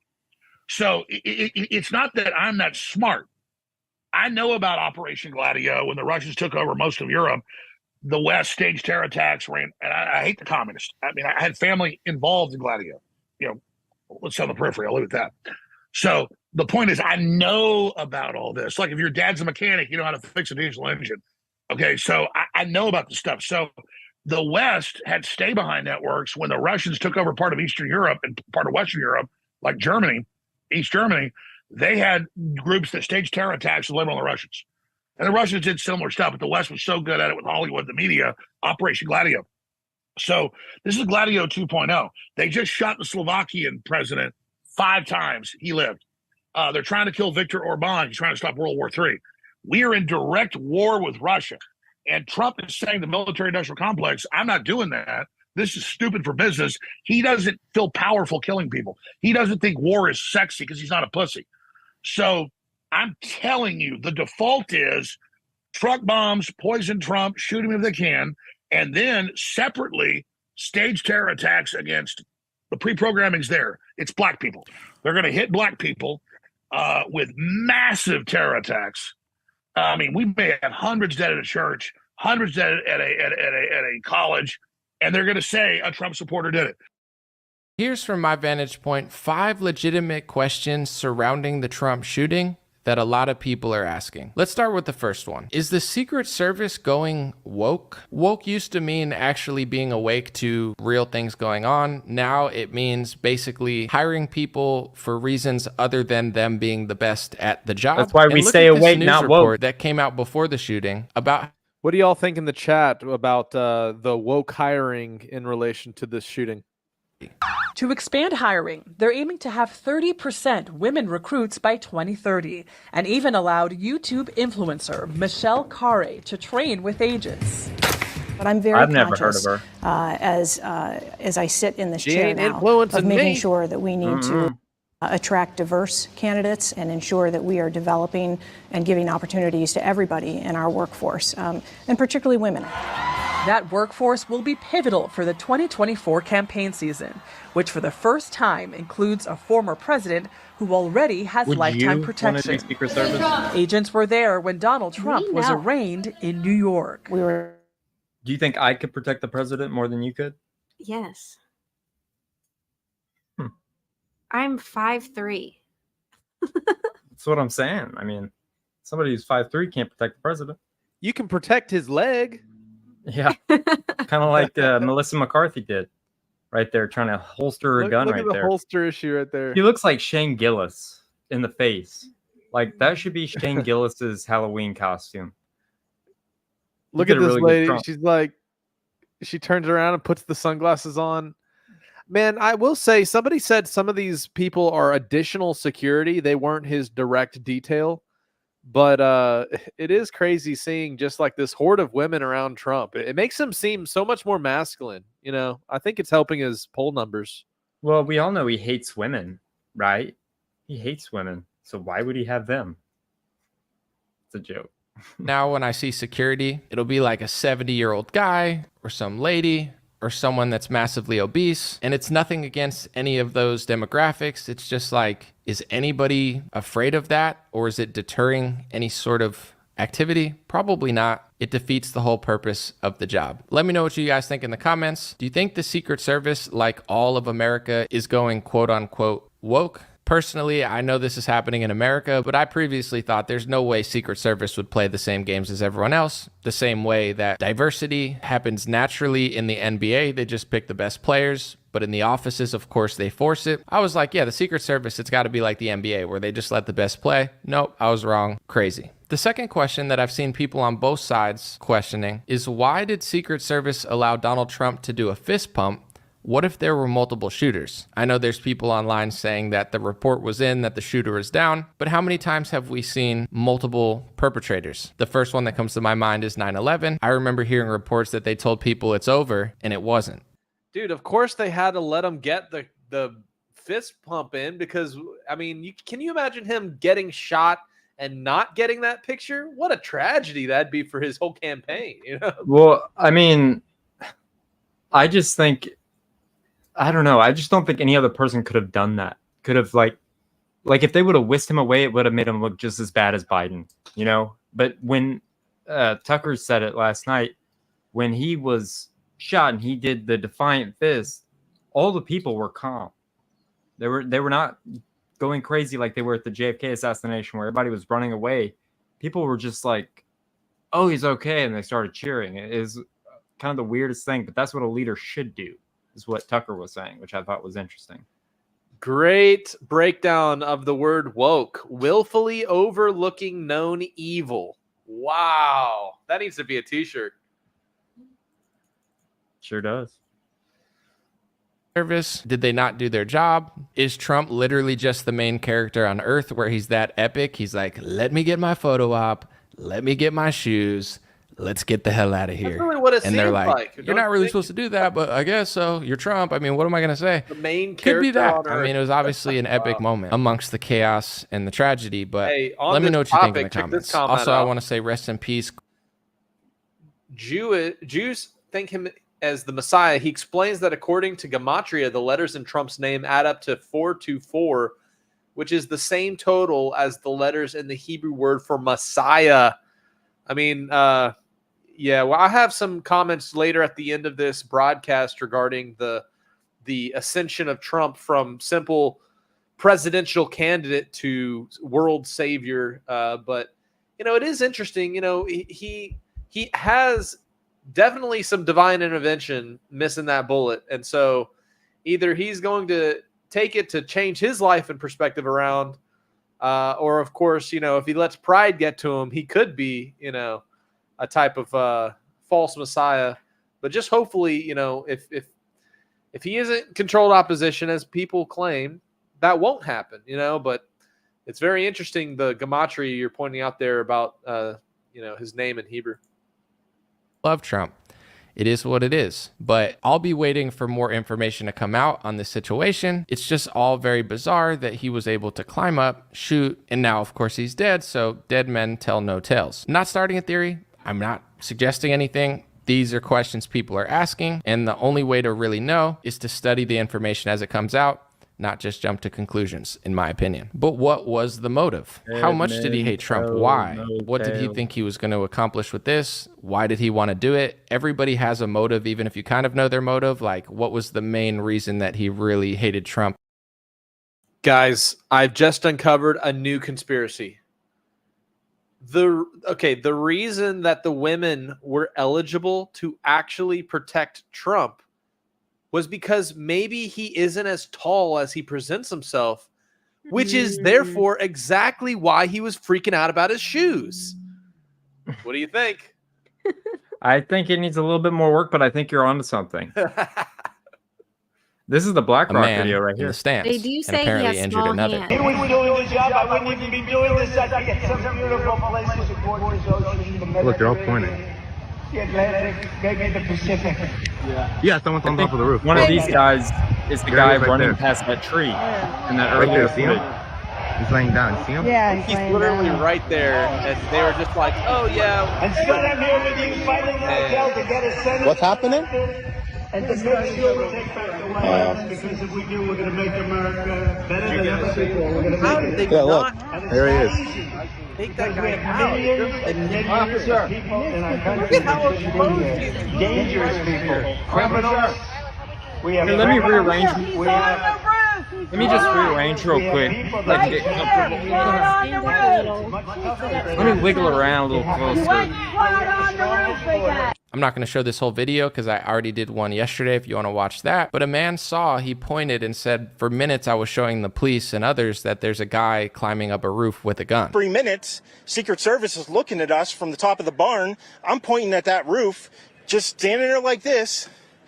And next thing you know, 5 shots ring out. I don't know what's real yet because it's so new, but I see a lot of speculation floating that the snipers had the guy in their scope for a while, or at least a few moments, before he shot President Trump. I even saw one whole breakdown. I'm not going to share the whole thing, but essentially the guy was saying, I'm not saying what the sniper did was right, but if he did hesitate, the guy was trying to say he understood why, because of what happened with the George Floyd and Derek Chauvin and how high the stakes are. If you kill somebody that is a false target, your life could be ruined in America. This isn't Syria, as the person put it in that post. So I don't know what happened, but a lot of people are speculating that perhaps somebody told him not to shoot. But once again, it's just a question. It's not a theory. It's not a claim. We'll see as more information comes out, especially if the people involved eventually talk to the public. If you look it up online, you could see that the Secret Service is actually under the Department of Homeland Security, which is led right now by Alejandro Mayorkas. When Jack Posobiec said the head of Secret Service is Secretary Mayorkas of the DHS, Elon Musk responded,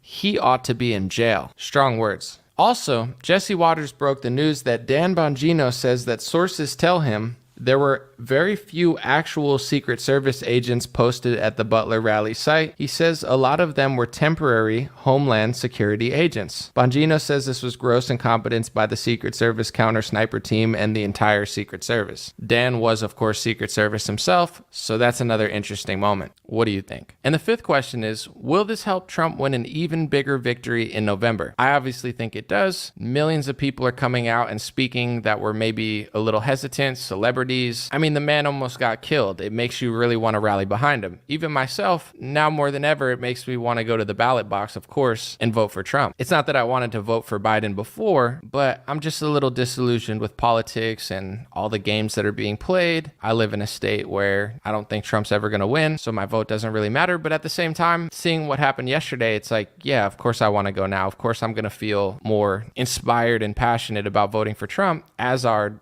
tens of millions of people. Will this help Trump win in a landslide? Will this help the Republicans take the House and the Senate and actually get power? Not saying they're actually going to do anything about it, because knowing the Republicans, they won't, but there's always that possibility, like, make America great again, right? This is what everybody wants on the right. Will this moment help him? And with that being said, this is not my question because I do think it's real, but this is leading a lot of people on social media that are not necessarily super fans of Trump asking the question of, did he stage it? Once again, I don't think it was staged. But I do see a lot of people asking that question because question number 5 is, yeah, of course it'll help Trump. And I'll just say this to wrap up this video. I don't think it was staged. Somebody died.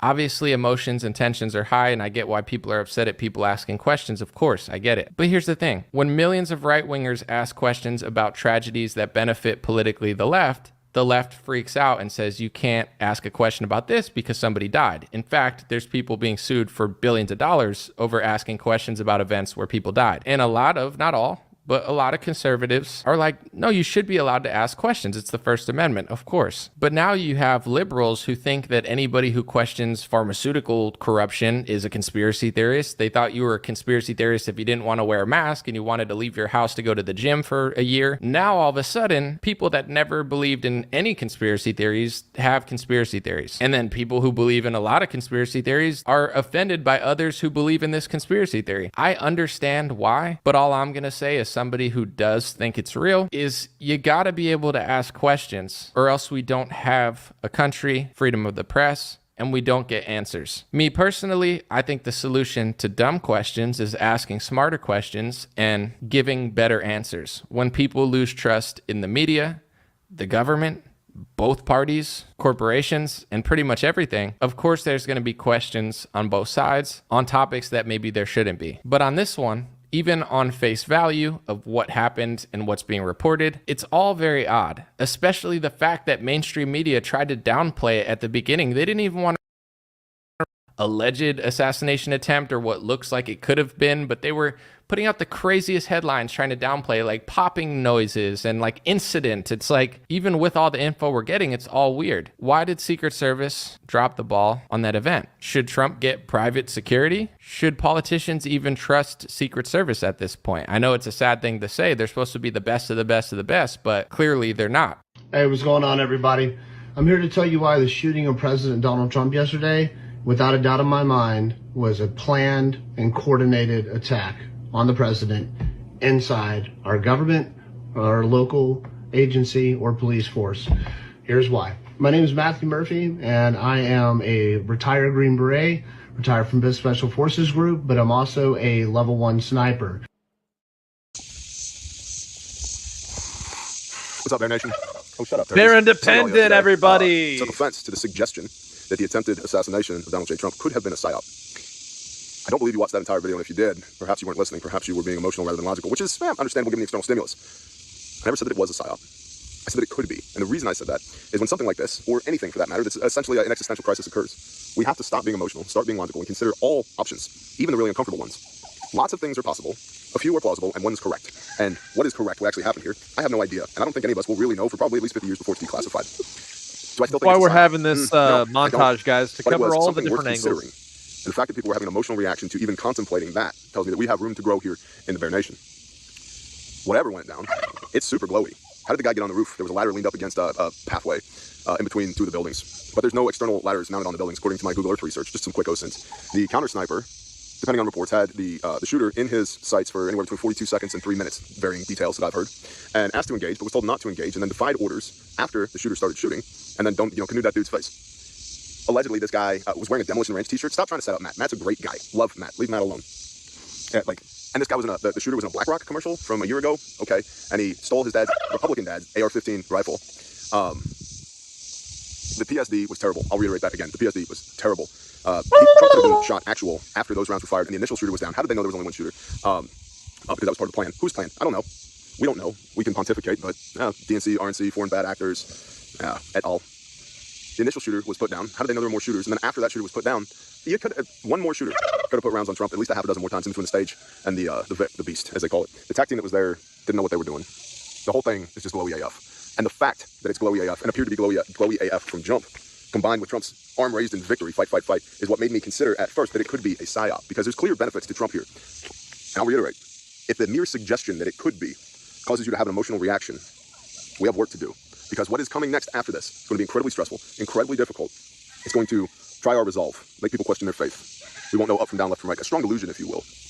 And what you know and believe to be reality, you're not going to be able to trust your eyes. And that's all part of their plan, man. They want you spun up and afraid. And if you're having emotional reactions to external stimuli, you're not going to be operating from positions of strength. At this point, I think the psyop diagnosis, which I never said it was, I said that it could be, appears to be incorrect, and that's okay. But we should be able to consider that without getting all wrapped around the axles, because what if it was? Not saying it is, but what if it was? Now what? Where do we go from here? So I do think as a nation, we've turned a corner. And I do think the deep state, the big they, have had it out for Donald J. Trump for a hot minute. I also, being perfectly frank, know that he was friends with all those people before his first presidency. And that still gives me pause. It still makes me wonder. But we don't need to dive into that here.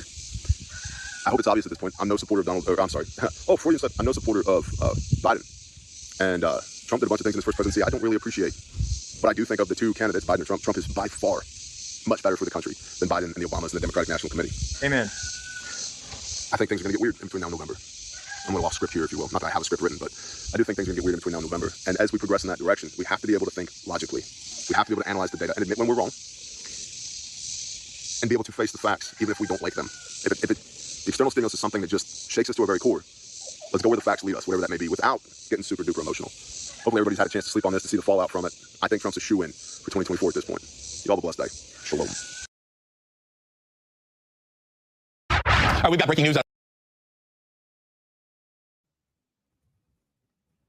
Washington, a federal judge has just dismissed the Trump classified documents case. U.S. District Judge Eileen Cannon dismissed the case in Florida because of concerns over the appointment of the prosecutor who brought the case.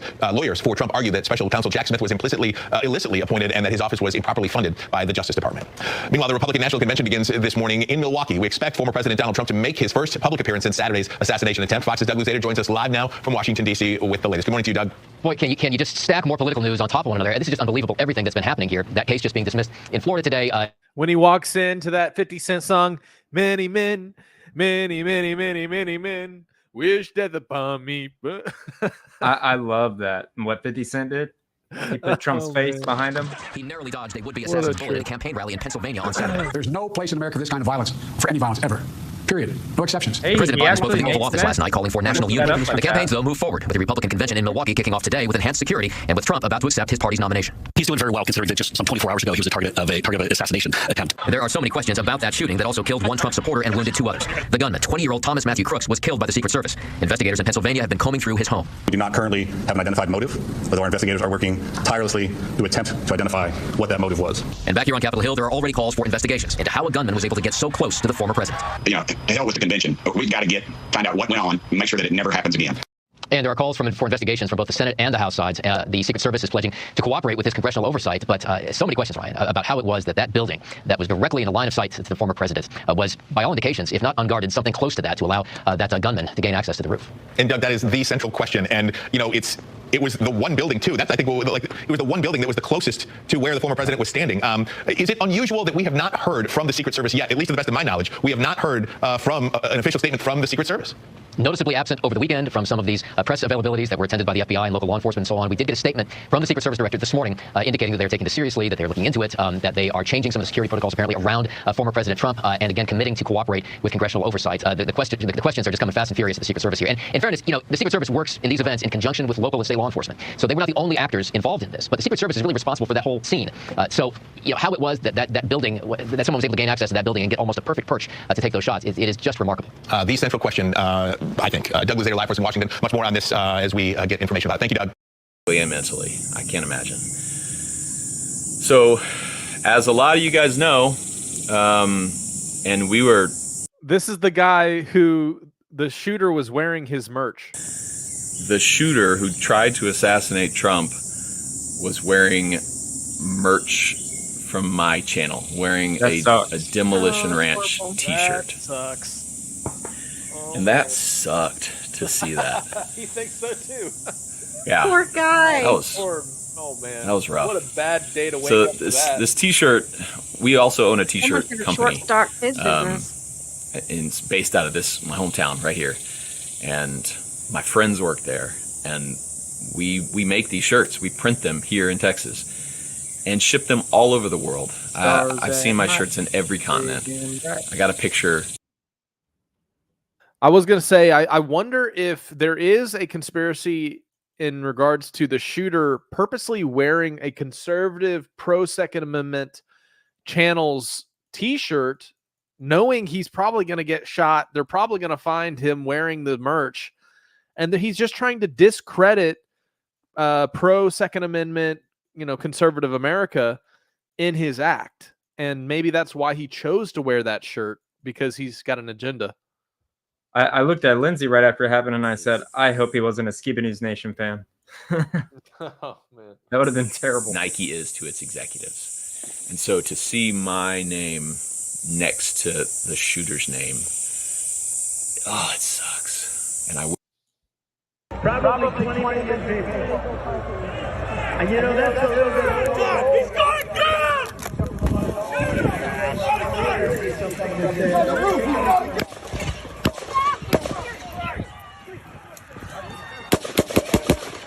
Stay under here.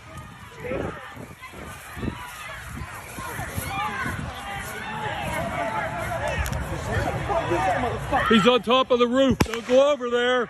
He's on the roof, buddy. What a great neighbor that guy's being. He's just like looking out for people in the crowd.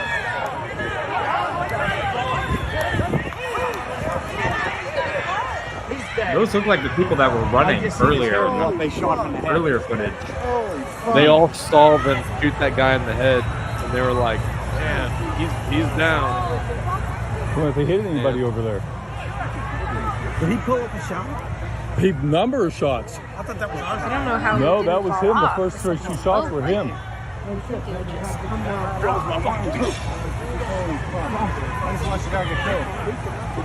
This is cool. Holy shit. Let's go. He's on the roof. He's right there. He's right there on the roof. Just on the other side of the I believe the activist dispatched are much more.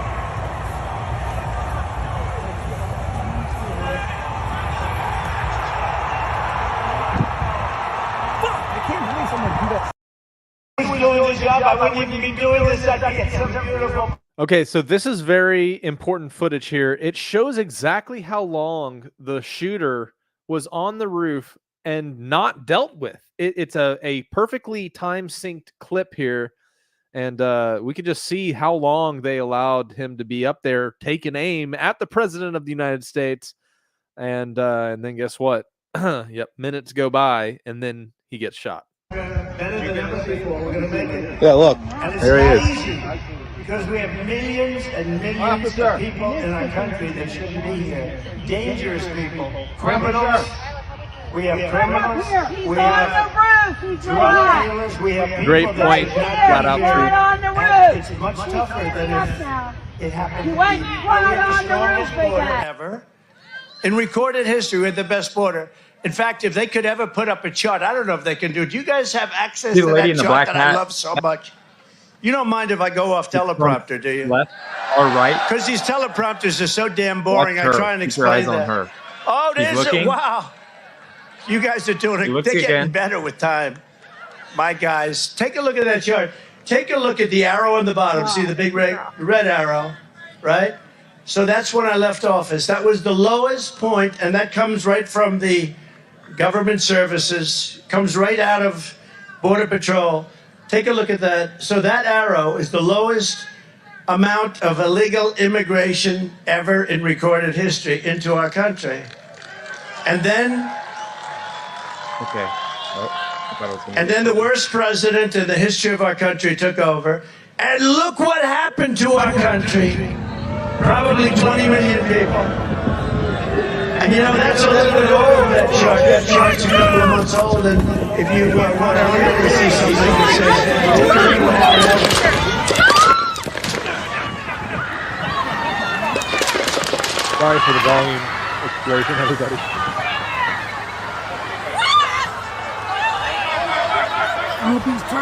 Oh, that's the blast of water that the guy was talking about. Did you see that? That's what I thought that the smoke was. We got breaking news. We got breaking news coming in. Shots fired. Seems to be shots fired at the Trump rally.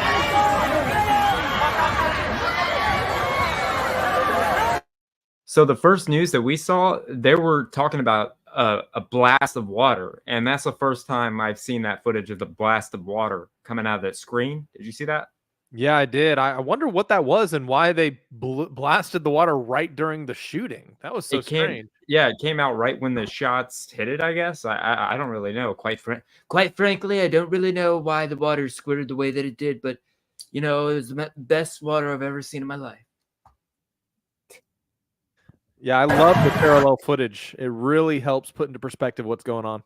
Next time they just show Trump, I'm going to tell you about the girl that I'm talking about in the back. It's really weird. This is exactly what it's like to live life as a fly, everybody. Now enjoy.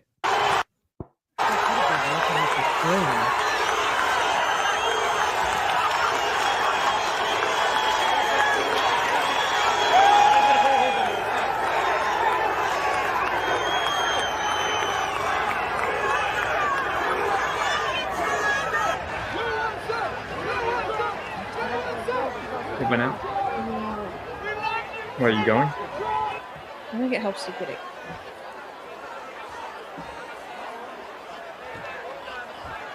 Breaking news right now. This is Vanessa Broussard. Reporting to you live from Butler, Pennsylvania. We hear shots fired at the rally not 10 to 15 minutes after President Trump arrived. He hit the ground. Unheard of yet if he has been hit by gunfire. Secret Service quickly erupted. We can see the guy See down. the snipers on the building behind the. I think they hit him because the guy he looks dead. Very interesting. It was a hydraulic lift that was. If we were doing this job, I wouldn't even be doing this. I'd be at some beautiful place with a gorgeous ocean. Look, they're all pointing.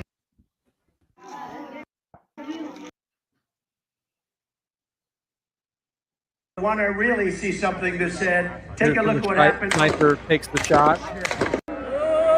And you know, that's a little This bit pisses old. me That chart's a off. couple He's of in the months old, site. and if He you has a wanna guy really see inside. something that said, They're telling take him a to stand down, though. Insane. Anyway, so this is what I think. This is where I'm currently at with the, where am I here? The analysis. It's kind of long, but I wrote it all out. Von Braun crushed. Yeah, but I think they crushed at human behavior. I think they were the ultimate wizards. And I think even with rocket science, I think a lot of rocket science was about the mind, where like it changes the way people view the world on such a level that you can really start controlling behavior. I think one of the, and God bless those Nazis, man. World War I was way worse. You know, I don't know the death numbers. I know it's claimed that World War II had way more dead, but the mustard gas, the no man's land, it's just insanely awful. World War II started the process of really mastering getting people to believe something so you no longer have to do something. And I swear to God, I'm grateful for it. For example, if you can get people to believe something, you don't have to draw and quarter them in public. Back in the day, you had to traumatize people viscerally in public with real death, okay? And that's a nasty world where you're like, this is what happens when you come into king. We'll boil you, we'll peel your skin off, blah, blah, blah. And you leave such an impression in people's minds that they follow your orders. This thing is so much less bloody. So much less bloody, man. It's like, that's why as I analyze this, I'm not trying to change people's minds or, affect the op or anything. I just want people that can see through stuff to not feel alone. And I don't think what we're doing here is threatening to the system in any way. I think it's, I'm sure there's probably wizards that appreciate that I understand their work. It's like geniuses do sometimes really want to feel understood. They feel very lonely. And, some of the guys that write this code, I think, I wouldn't call myself a fan, but I'd be a patron. I'd be a Patreon member. And I know that they intentionally don't take credit because credit's a liability. I get all that. But just know that it's incredible craft. All right, so I'll play a little music because this is longer and I don't want to bore anyone. I can't believe it's not a room full of shoes. No, I mean, the front page of the New York Times or whatever was Trump's shoe. Of course there's shoes. It's always shoes. The shoe is guys, it's like you're making a potion. You put in a little of this, you put in a little of that. Gotta get that empty shoe. Because it's not a bug, it's a feature to get people confused and arguing about stupid shit. That's why I didn't even cover the BlackRock commercial for a few days. Like, this is the claim shooter, all right? Facial characteristics of an adult with Soto syndrome, and that's Thomas Matthew Crooks. If you have Soto syndrome, your IQ is around 70, okay? So, if you take another quick look at Harrison Smith's claim, the assassination attempt was real, impossible to fake, bad guys, miracle, right? Okay, so you're telling me the worst of the worst in the world, the deep state, they hired an actual retard? Why? Like, you can't have it both ways. And guys, if you don't think there's so much easier ways to kill somebody, just take a quick look at this, and then I'll get into it. These things are $400, all right? Twofold, to make the military less dependent on weapons from Western countries, and to operate cheaply. Now, I find this next section we're seeing here about drone warfare, Owen's bringing out, very significant, considering what, like Alex Jones was mentioning about them to continue making attempts on Trump and the danger that he's likely in. And, I mean, if this technology is what they're going to implement, if they really wanted to take him out, then, he's going to really need to up his security game. Use that argument. It's off the table. Pilots work in teams to identify targets and get into position to strike. The team usually includes a driver to get to the attack location and 2 drone pilots, one for the attack or kamikaze drone and one for a reconnaissance drone. The optimal flight distance for missions is roughly 1 to 2 miles to the target. Okay, at 150 yards, you could literally kill Trump. I'm not even going to verbally say stuff like I know this is a very sensitive topic. At 150 yards, you could theoretically destroy a target with your piss. You could literally throw a bottle of piss at them. But they can launch from as far as 7 miles. One way they... Okay, one of these drones is $400, all right? So you're telling me the deep state doesn't know how to put a drone next to a fat fuck with orange hair? No offense, I know he's in phenomenal shape for his age. Detection is by using low-quality cameras on FPVs. The signals these cameras transmit are less likely to be scrambled by Russian electronic warfare systems. You literally wouldn't even need a camera. You could visually watch the drone go right next to someone's ear. Before launching, the operators attach explosives to the kamikaze drone with tape and hardware. The attack drone operator wears a virtual reality-style headset to control the drone. After launching, a reconnaissance drone looks for the target. In this footage from the Zaporizhzhia region, near the city of Orikhiv. It's a Russian truck. Ukrainians I'm not going to show death, but I do have an idea of who the assassin really was. The new sound of PTSD is going to be the sound of drones flying at you. Oh, man. These past few days is all. Okay? And the guy was in a BlackRock commercial.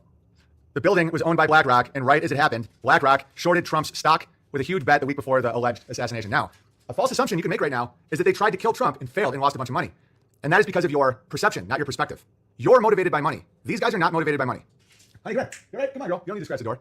They're motivated by creating perception in a population to change behavior.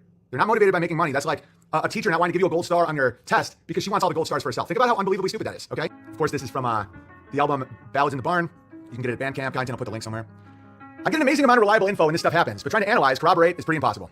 I like to get info from people I directly know or 1 degree away with a strong backstory. With thousands of listeners all over the world who do all kinds of things and years of communication with so many of them, the network effect for any event is surprisingly powerful. The news is not a for-profit business. It's not to inform, it's to manage behavior and create narratives. They base most of what they report on actual events, local being the most accurate, international and black swan events being the least accurate. So news is good at letting you know something happened, but not good at accurately explaining it. I've talked to people who've guarded presidents, local law enforcement who have worked with Secret Service, and a few people I know who claim they know someone who was there. When analyzing, it's important to not just jump on anything because it sounds or feels good. Just keep analyzing. Yes, I do gut reactions intentionally, provocative tweets immediately after an event because it triggers the conversation, shows where the inorganic backlash is, and then starts my network of informants pumping. It's good to not use vague characters like they, the bad guys, deep state, globalists. Like, what does globalist mean? You believe in international trade? Like, what does that mean? I mean, the most fundamental meaning is you believe in a globe. But globalist, what does that mean? That you don't believe in international trade, or that international trade should be regulated by governing bodies because that's the only way you can get your TRT from China. Okay, so let's figure out the standards. It's a mind trick. People did this, not ideologies, not labels, people. So then you determine, was it a magic trick or was it real? And then what level of real? Many people have no idea that the media can legally lie to you with completely fake events. Look into the Smith-Mundt Act passed under Barack Obama. The federal government constantly uses theater to elicit a response on the local level with undercover work all the way up to massive events. But that doesn't mean everything is fake. That's a truth or trap. And it doesn't mean everything's bad either. You know, it's like the government will do theatrical things for beneficial reasons. And I know that it's easy to just be cynical at everything governmental or everything media related, but it isn't always like that. Okay, assuming intention is typically a revelation of your own internal world. I don't know why Alex Jones hasn't started his own vodka brand, Deep State Vodka. Deep State Vodka. If you drink enough of this, it could cost you $1.5 billion. Promo code San Diego. Okay. In analysis, who benefits is the key question, as well as what is the intended reaction. How quickly are people fed a homogenous script, bad guy narrative, or does it keep changing? And try to use your best judgment to gauge authenticity of people claiming to be witnesses. Typically, that requires a baseline, so it's hard to do with a brand new person. When you understand that deception, stagecraft, theatrics are openly used by governments and private interests, as well as how few people need to be in on something, complete fakery is always on the table. What I've gathered is a man most likely did die. Not confirmed. I don't know anyone who knows him personally, which I usually try and get before making a fact claim, but from a variety of sources, my current guess is someone did die. I also have reason to be open to multiple shooters and the potential that Trump was not actually hit. No clue on if he was part of it or not, but of course he very well may have been. The massive financial trades right before the event are interesting to look at, as well as the massive marketing of Trump, the unkillable martyr, immediately rolling out. Political interests are naturally theatrical and never let any crisis go to waste, but it felt very intentional and coordinated. I've talked to federal security guys who have told me there's a distrust of local cops in these events, and I've talked to local cops who claim there's a distrust of federal competence. There has been a DEI push to hire women with little experience in the Secret Service. That is confirmed. So a massive mess up with bad communication is on the table, despite how over the top and clownish it appears. The details around the shooter make me think he was a patsy actor or very misled crazy person. I also think that if professional killers and powerful financial interests want you dead, you're dead. I don't think anyone with actual power or ability to execute would give an Antifa weasel with a 70 IQ that was in a BlackRock commercial an 8-foot ladder, a gun, and a pat on the head. And it can't be both. If it is a deep state type financial or political operation, then the dummy on the roof would be the patsy for the narrative and added multiple shooters. And Trump would be dead if he was the target. If it was just that guy who just wanted to kill Trump and he was just incompetent, then it was not a coordinated or high-level attack. Because the blowback, one of the reasons is the blowback would be too obviously insane. You put a retarded guy in a slanted metal roof and you say, go for it, Corky. Obviously, a result of a failed assassination attempt would be a massive increase in Trump popularity and political capital. Obviously. All right, these are things that you don't need esoteric information to confirm. You just logically start doing this. Like, so is the bad guy competent or not? Who is the bad guy? Is it an interest? Blah, blah, blah. And then you start discovering a paradox that can't function at the same time. You know, questions like, why was it being live covered on CNN? Why didn't they show that? Why is there no video footage of the side of his face that was shot? Zero. But yet you have perfect photographs of the bullet whizzing through the air, but nothing that covers his right ear at all. Okay, that's extremely questionable. Donald Trump has been a professional wrestler in the WWE, and tonight at the RNC, Hulk Hogan is speaking. All right, but that isn't proof of anything. These are just things that you are gathering. Okay. If it was that guy who just wanted to kill Trump and he was incompetent, it was not a coordinated high-level attack, just the result of DEI incompetence and a weird dude taken over by algorithm demons. A possibility is also that the unfortunate man in the crowd was the target to give validity to the event, pump emotion, and Trump was either knowingly in on that or innocently conned into thinking he was almost shot. Understand, Trump on no level has to be in on this. Trump can be a mark. There's marks, patsies, the con, the narrative, the script, and it can be many people. And what I'm saying is not unhinged paranoia, that there's a craft around this, okay? Trump may have no idea of any of this, or he could be in on it. I think it's most likely, if the man did die in the audience, it's most likely that was intentional. I appreciate how Owen's going through multiple perspectives. While he might, look at it in a controversial light, he is being fair, I feel like, to different angles. Why would he do it? Why would he do it? The nature of politicians. Politicians have faked attacks in the past for attention and political power. It's no different than a woman falsely claiming to be raped for money or to get back from someone. It's no different from a meth deal gone wrong where a gay guy is pulled from the back of a truck, which started legislation for hate crimes. Okay, we all know empathy vampires. We all know people with Munchausen syndrome. Trump also could have actually just moved his head at the right time. The security was horribly incompetent, and a psycho tried to shoot him. If that's the case, that is wild. And I do think it's great that Trump did thank God for his survival. I saw a video of that, and was relatively humble about it. That's cool either way. Truthers think everything is always fake. Normies think everything the news tells them or what they want to be true and feel good is real. I really, truly just want to know the truth. And I realize I will never know, for sure. Regardless, the most important thing is how you react, your emotions, and then the sale after. True or not, I'm 100% certain that nefarious characters will immediately jump on the illogical emotions of the population to exploit them. For the same reason that horny guys take a girl to a scary movie to try and get the girl to grab their penis. I forgot to cut this joke out. It's kind of crude, but you understand. Heightened emotion leads to manipulation. Heightened emotion leads to a change in behavior. Okay. It's like why someone would sell you a new braking system on a car. If you have a family, they'd say, do you want to see your baby's head blown off through a window? You know what I mean? You get someone afraid for things that they love, the fear, the anxiety, right? And then you sell it to them. You get it so that they will beg for it. So when people say, why would they lie? It's like, you mean why get the population to believe that your figurehead to enact policy is a martyr blessed by God? Why would someone do that? Really? And then I remember most people weren't breastfed, and they have, in my opinion, no brain. And I'm not even joking. I don't think they have developed brains. Okay. Whether you hate Trump or you think he's Jesus Christ, those emotions will be used. That's the longest thing I've ever tweeted, but I know some of you will enjoy the analysis. And if you look at the thing that I got the most backlash from, was when I claimed that it was Trump's fault. Now, I didn't say Trump got the fireman murdered, which, by the way, if it is a true shooting, going out protecting your child is by far the best way to die in human history. And so I wouldn't call it envy because I don't want to die, obviously. But I mean, everyone dies at some point, and an old man in their bed with a rotting prostate, whimpering and bitching, not knowing who the fuck he is. Yeah, I'd rather go out protecting the kid. Okay, so it's one reason why I'm not, super sad about that guy. I'm like, man, it must be nice. You're fucking Valhalla crushing. All right, so anyway, was when I said it was Trump's fault. So let's analyze what Trump knew 10 years ago. So here is a tweet from Donald Jamarcus Trunk. He said, the woman who is the Secret Service director looks like she is way over her head. Why can't the president appoint the best and the brightest? October 1st, 2014, okay? He became the president in 2016. And then he did not change the best and the brightest. And then now, 10 full years after this event, he's still doing rallies with even fatter, even gayer, even dumber women to protect him. That's his fault. And this is my analysis. And guys, people are saying that I deserve to die. I'm working for the deep state. I'm doing stuff for clicks. Paparazzi ruined my mind. And I get it. 100 years ago, you'd have your testicles removed, right? You would be considered a threat to the gene pool. And so I do have empathy. And I know now you have access to talk to anyone in the world at any strata of intelligence or influence. And that's something we're all dealing with. But if you'd like to hear my analysis, either the president is the most powerful man in the world and everything rests on that vote, or they aren't even allowed to choose their own security. You cannot have it both ways. 2 years after this tweet, Trump became president and would have had the ability to change this issue, or he would not have the ability to change the issue. He's basically Derek Zoolander, being puppeted by Balls Ballstein, and he's not even allowed to dress himself. He's derelict. If he had any real authority as the president, he would fully be aware the security was incompetent, so having rallies was negligent, and that is a fact. And you still put people in harm's way without disclosing that they were in an insecure location. This tweet is proof that he is completely aware that the Secret Service was run by fat lesbians that can't holster a gun. Oh, so it's not his fault, Joe Biden. Joe Biden, no. The way to get authority as the boss is you say, it is my fault because I shouldn't have had a rally where there is no security. Okay, it's less negligent if you were unaware that you had no security, but if you were aware of it and you had any power or influence whatsoever in the world, you could change that. You can't blame it on Joe Biden, a dementia guy who's shitting his pants. It's funny, guys. It is super funny. It's like a funny thing where, so you're saying Jesus Christ, the anointed oiled foot wash guy who just had a miracle save his grape head from exploding, doesn't have the ability to override a guy who wears diapers for his personal security. But why man matters? Yeah, Sheldon Adelson is Jerry Stone too. Yeah, exactly. I do think Trump has a better heart than a lot of them, though. I think his Jew handlers are rooting for the little bastard. Dumb as rocks, but, fucking love that kid. They've owned him since Atlantic City. Anyway, so, or he can't change his security as president or a presidential candidate, and it truly is the Secret Service's fault. Now, in that case, he is not responsible because he is not in charge. And it would mean the president had less freedom and authority than literally any guy in the world that can hire security guys and that aren't obese lesbians. So you're telling me I have more power in, like at the festival, I got some guys and, we got some security, we got some sheriffs, we got some guys. You want to know what none of the guys are? None of them are obese lesbians who can't put a gun in their holster. And I'm like, nobody. I'm a guy who operates out of a P.O. box who gets mad at people for giving him $3 named Poop Graper, okay? I have no power on the world stage. So I can choose my security, but he can't. And you're going to tell me that the vote fucking matters? Why does the vote matter then? If he can't choose the security, then what else can he not choose? And that would mean the president has, all right, I read that point. I know my tweets can rub people the wrong way when they're short and rhetorical, but when the logic is laid out, it's pretty obvious that the point I'm making about accountability is logically sound. This isn't just YouTube, it's Blux. Real, raw, and ridiculously fun. This is the BlackRock. Yes. Okay. So I am pausing this before we get into it. This is the video they've been referring to all night, guys, as we've been watching through these streams. You're going to see, we're going to pause it when it shows the guy, but BlackRock is this financial institution that is behind so many different corporations. Like literally the whole world is owned by BlackRock and Vanguard. So for them to have an actual advertisement is just like a head scratcher. Yep. This is gone, by the way. When I found this footage, and you can't find it anymore. So I just so happened to download it right before this one was taken down. It's crazy. I did just Google it and couldn't find anything. So we'll see if this gets taken down. Exclusive. Skiba News Nation exclusive. All right, here we go. No fluff, no fakes. Get ready for a Blux experience. Smash subscribe. Love ya. It's not Blux. It's My name this. is Brian Malalo. I teach AP and honors economics in Pittsburgh, Pennsylvania.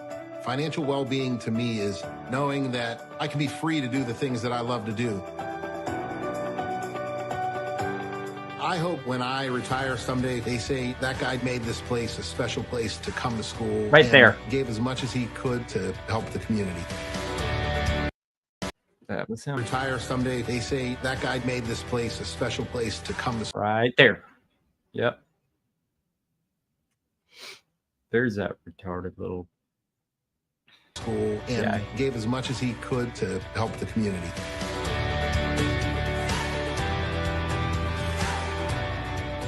This is the shooter, Thomas Matthew Crooks. The ad is from 2023. What in the world is going on? Leave a comment below and hit that Blux subscribe button. He looks so young. If you like Ho, ho, truthful ho! news Happy and wonderful Independence facts, Day. subscribe to Blux News. We're independent and place us somewhere between CNN and... Subscribe to Skiba News Nation. Thank you. Yeah. Ho, ho, ho. Happy Independence Day, as Joe Biden said. Oh, man. All right, here we go. People in. He's carrying in his hand a rangefinder. It's a device that looks like a small pair of binoculars, but it's used by shooters to measure the distance when they're setting up a long distance shot. Because he didn't have a weapon, that would not have prevented him to go through security, but they did flag, what does he have this in his hand for? At that point, they told people, keep an eye on this guy, but then he leaves the secure area, the staging area, and he doesn't turn up again for some time until the crowd says there's a guy crawling up the roof and it appears he has a rifle. There is an eerie moment in here, Aaron, where he's taking the rangefinder and he's looking through it at the counter sniper positions, and one of the counter sniper positions is looking at him through the scope. At this point, there's not a gun in the picture, as I understand it, but they're saying he's looking at us, looking at him. Then when people alert the police and they try to come up the ladder to get him, and he confronts them with the AR-15 gun, they dive for cover, and then a moment later he opens fire. But a lot of this sounds very spread out. The end of it happens very quickly. The last piece is the search of the car. As we reported last night, 2 remote-controlled IEDs, remote-controlled bombs in the car. The remote control for those devices found on his person on the roof, according to sources. 3 fully loaded magazines with nearly 100 rounds, a bulletproof vest. So it raises the question, did he expect to escape from this? And if so, what was all that intended for? What was to happen next? Questions that are still open in the minds of these investigators. So we're going to do a little test here to see if you guys can notice anything in my video. Okay, so pay close attention. We'll be right back.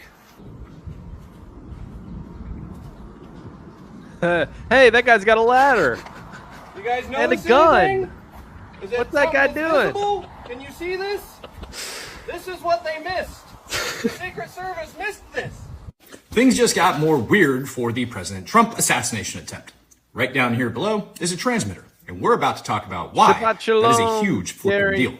For those that don't know, my name is Matt Torrey. I'm a retired Green Beret and prior law enforcement officer, and I happen to be an explosives expert on top of all that.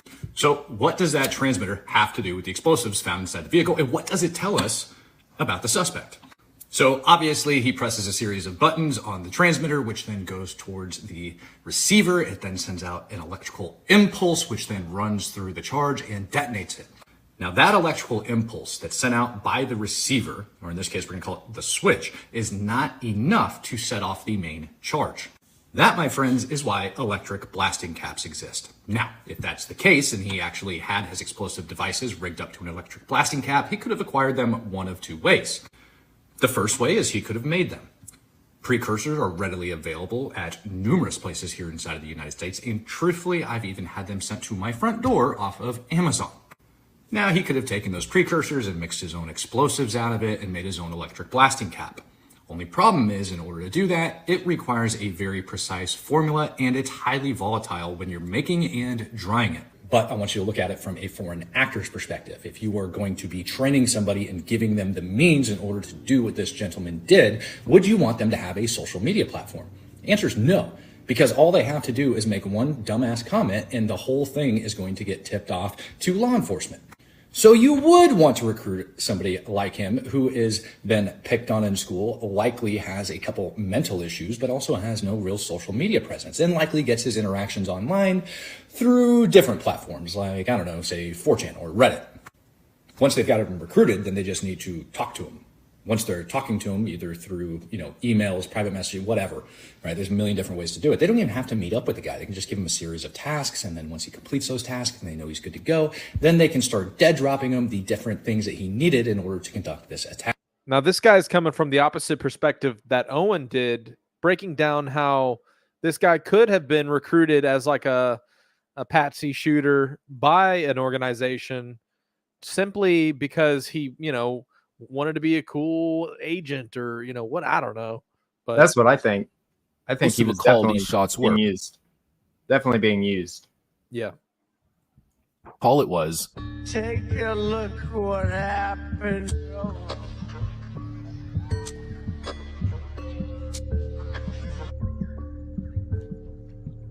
How crazy is it when you put it into perspective? Half an inch closer, and American history would have been altered forever, and probably not in a good way. A literal bullet was dodged, and thank heavens for that. Let me begin this evening by expressing my gratitude to the American Good comment, people John. Very for your possible. outpouring of love and support following the assassination attempt Or that high at school my in rally particular. on Saturday.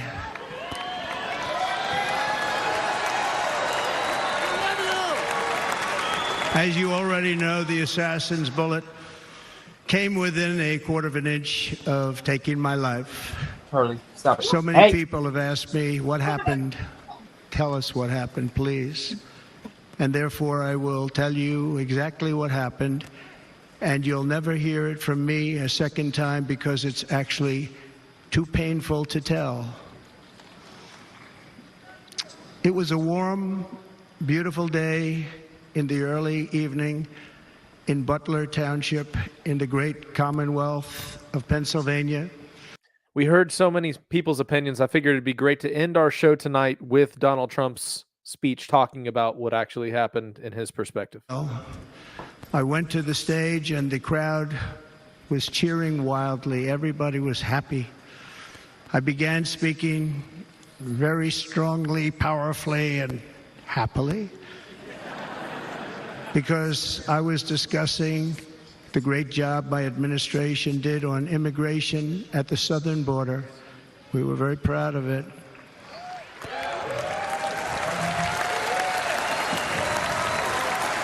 Behind me and to the right was a large screen that was displaying a chart of border crossings under my leadership. The numbers were absolutely amazing. In order to see the chart, I started to, like this, turn to my right and was ready to begin a little bit further turn, which I'm very lucky I didn't do, when I heard a loud whizzing sound and felt something hit me really, really hard on my right ear. I said to myself, wow, what was that? It can only be a bullet. And moved my right hand to my ear, brought it down. My hand was covered with blood, just absolutely blood all over the place.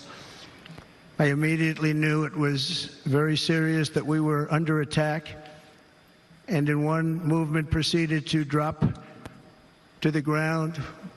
Bullets were continuing to fly as very brave Secret Service agents rushed to the stage, and they really did. They rushed to the stage.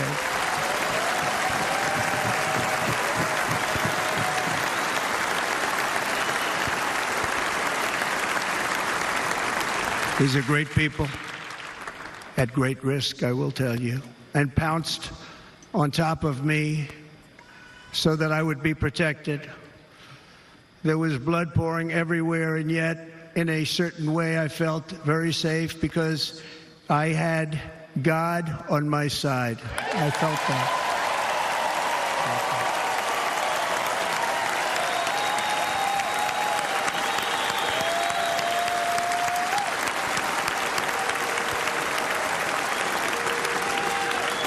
The amazing thing is that prior to the shot, if I had not moved my head at that very last instant, the assassin's bullet would have perfectly hit its mark, and I would not be here tonight. We would not be together. The most incredible aspect of what took place on that terrible evening in the fading sun was actually seen later. In almost all cases, as you probably know, And when even a single bullet is fired, just a single bullet, and we had many bullets that were being fired, crowds run for the exits or stampede, but not in this case. It's very unusual.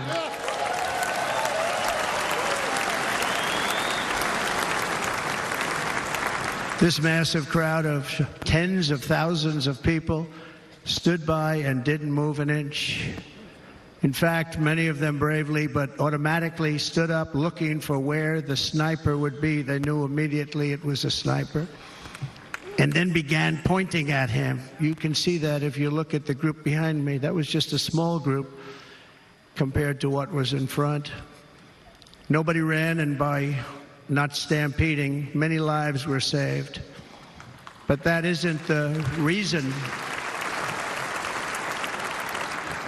that they didn't move. The reason is that they knew I was in very serious trouble. They saw it. They saw me go down.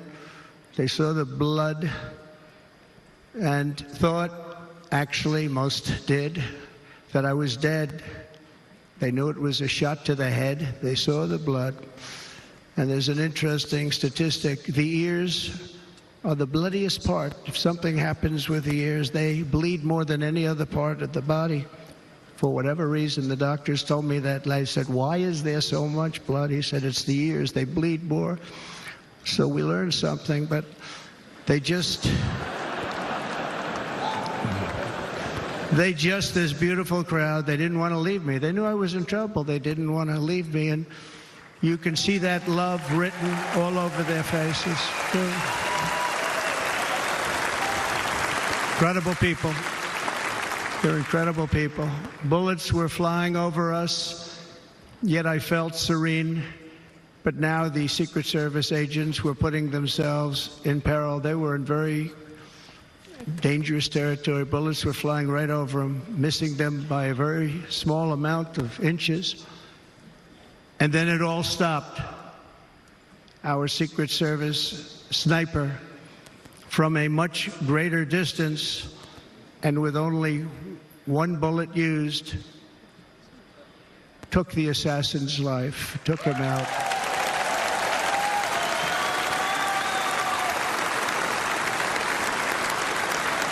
I'm not supposed to be here tonight. Not supposed to be here.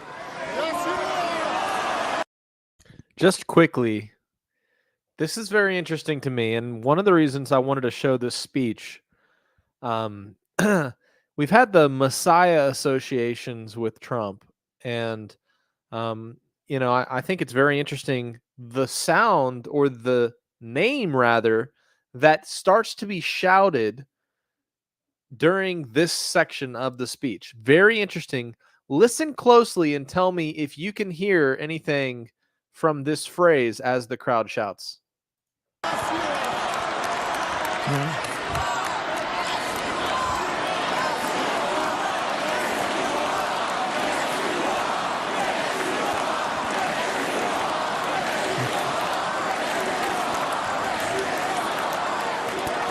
Thank you. Did you hear it? What did you hear? I heard it, but I also know what they're really saying. I mean, it's interesting. Maybe he's uniting the country, and it's not a conspiracy in itself. I'm just pointing out that, isn't it interesting? They're shouting, Yeshua, Yeshua, Yeshua, right? And he was saved by a miraculous intervention. It's just, come on, you got to give it to me. It was interesting that was the chant when he's like, I shouldn't have been here. And then they're literally shouting the name of salvation. Yeshua, Yeshua. It's crazy. I mean, I think it's cool, the coincidence at least. I wish I would have came up with it. That was pretty good. Yes, I know they are saying, yes, you are. I know they're saying, yes, you are. But if you listen, it sounds as if they're saying, Yeshua, Yeshua, Okay. But I'm not. And I'll tell you, I stand before you in this arena only by the grace of Almighty God.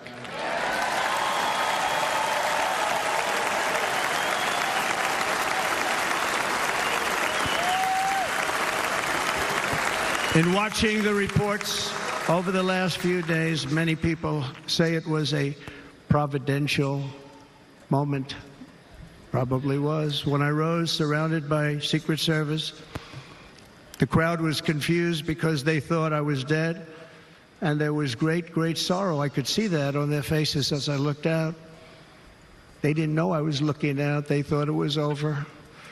But I could see it, and I wanted to do something to let them know I was okay. I raised my right arm, looked at the thousands and thousands of people that were breathlessly waiting, and started shouting, "Fight, fight, fight."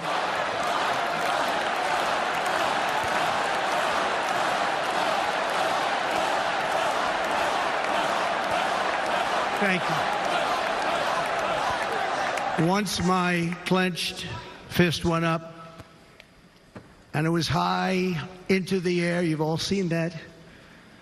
The crowd realized I was okay and roared with pride for our country like no crowd I have ever heard before. Never heard anything like it. For the rest of my life, I will be grateful for the love shown by that giant audience of patriots that stood bravely on that fateful evening in Pennsylvania. Tragically, the shooter claimed the life of one of our fellow Americans, Corey, comparator, unbelievable person, everybody tells me. This is a sweet moment right here. Unbelievable. And seriously wounded, two other great warriors, spoke to them today. David Dutch and James Copenhaver, two great people. I also spoke to all three families of these tremendous people. Our love and prayers are with them, and always will be. We're never going to forget them. They came for a great rally. They were serious Trumpsters, I want to tell you. They were serious Trumpsters, and still are. But Corey, unfortunately, we have to use the past tense. He was incredible. He was a highly respected former fire chief, respected by everybody. Was accompanied by his wife, Helen, incredible woman. I spoke to her today, devastated, and two precious daughters. He lost his life selflessly acting as a human shield to protect them from flying bullets. He went right over the top of them and was hit. What a fine man he was.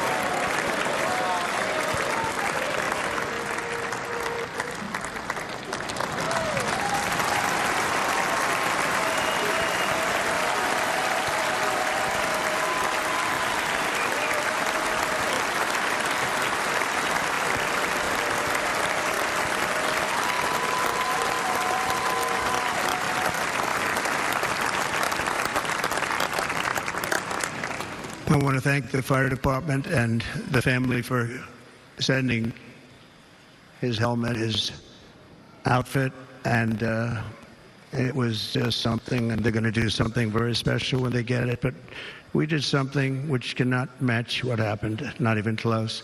But I am very proud to say that over the past few days, we've raised $6.3 million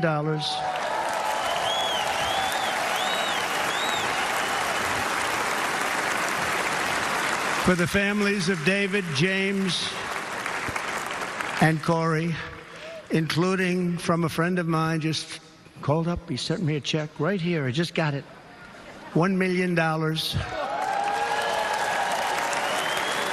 from Dan Newland. Thank you, Dan. And again, when speaking to the family, I told them, I said, well, I'm going to be sending you a lot of money, but it can't compensate. They all said the same thing. You're right, sir. We appreciate so much what you're doing, but nothing can take the place in the case of Corey. And the other two, by the way, they were very, very seriously injured, but now they're doing very well. They're going to be okay. They're going to be doing very well.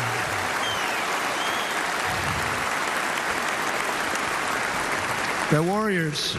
So now I ask that we observe a moment of silence in honor of our friend Corey.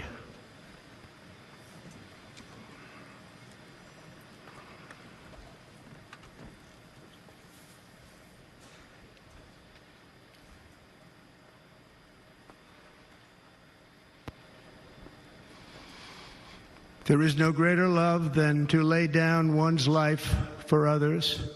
This is the spirit that forged America in her darkest hours, and this is the love that will lead America back to the summit of human achievement and greatness. This is what we need. Despite such a heinous attack, we unite this evening more determined than ever. I am more determined than ever, and so are you. So is everybody in this room.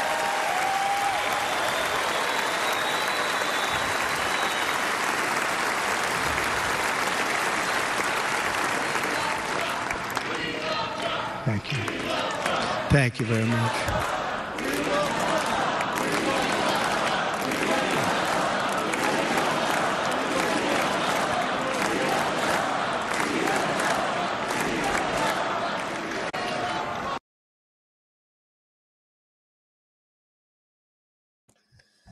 All right.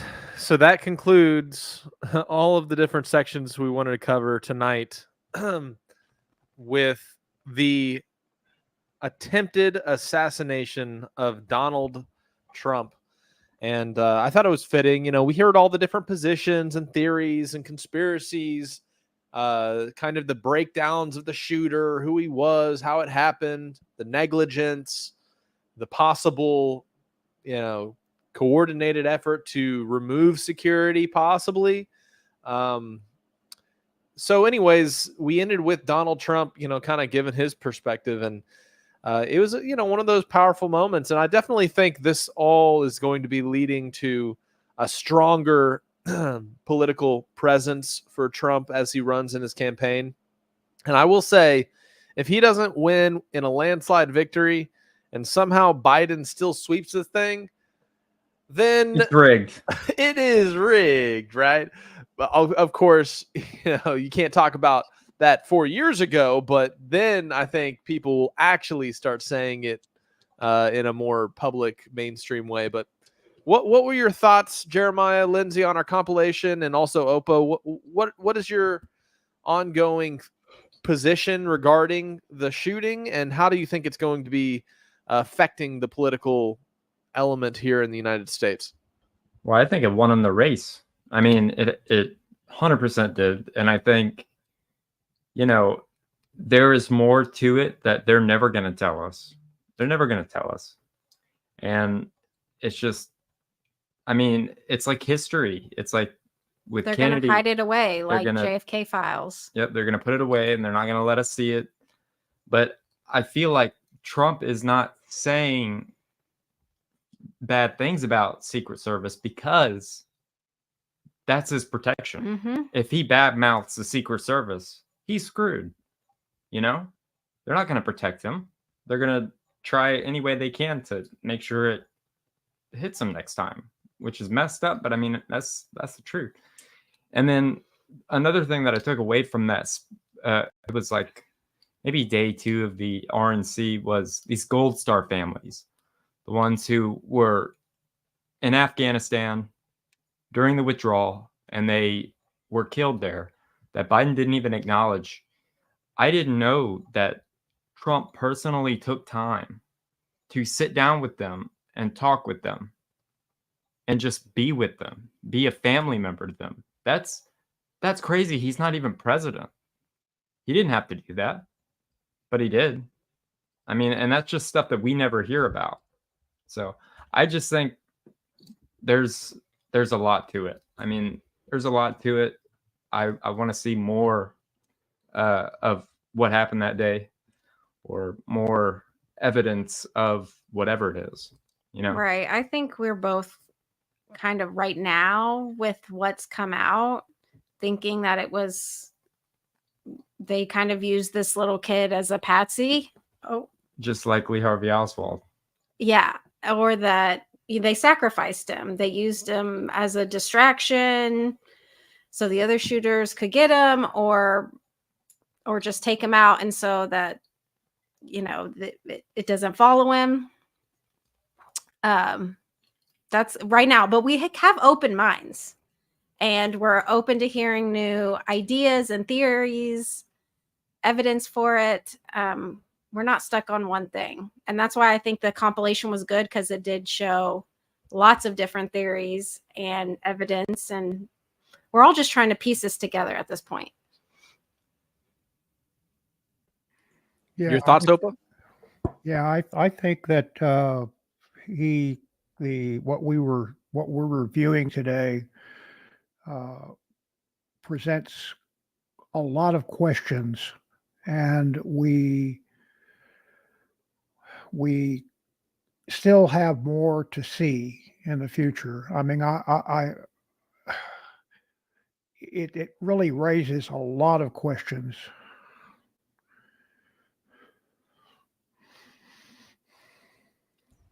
Yes, it does. It's all alone. I think what stood out to me as the most peculiar about the topic was the multiple shooters theory. We got that from several of the videos that we saw, and that video that was shown by Witsit, where there was that ricochet hitting the bar, like up on the upper right side of the stadium, and also simultaneously over on the left side, somebody getting hit by a bullet. To me, it happened at almost the same time. So one of the jokes that I heard, though, to explain that away was perhaps that guy who ducked down was from Chicago, and he's just really used to getting out of the way of gunfire. Could be. But who knows? Who knows? I will say that, barring it wasn't faked, that hopefully Trump will take this as inspiration to really pursue a presidential position that will be, God-fearing, that will have the right intentions. Perhaps,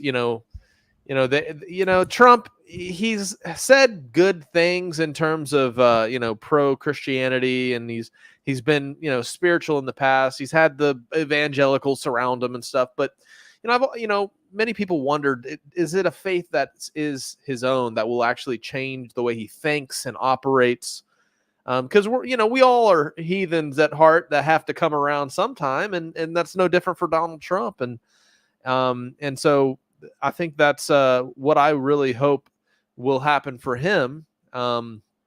Because I can definitely say that would positively influence his administration, because we see throughout history, look at ancient Israel, the kings that feared and obeyed and honored the Almighty, they were blessed, and their nation was blessed. Israel was blessed. But those who had a wicked heart and turned and were obsessed with other things, right? You saw that bring curses. And I don't want to be in a nation that's cursed. And if this guy is going to be the head of our nation, hopefully he's got the right heart about it.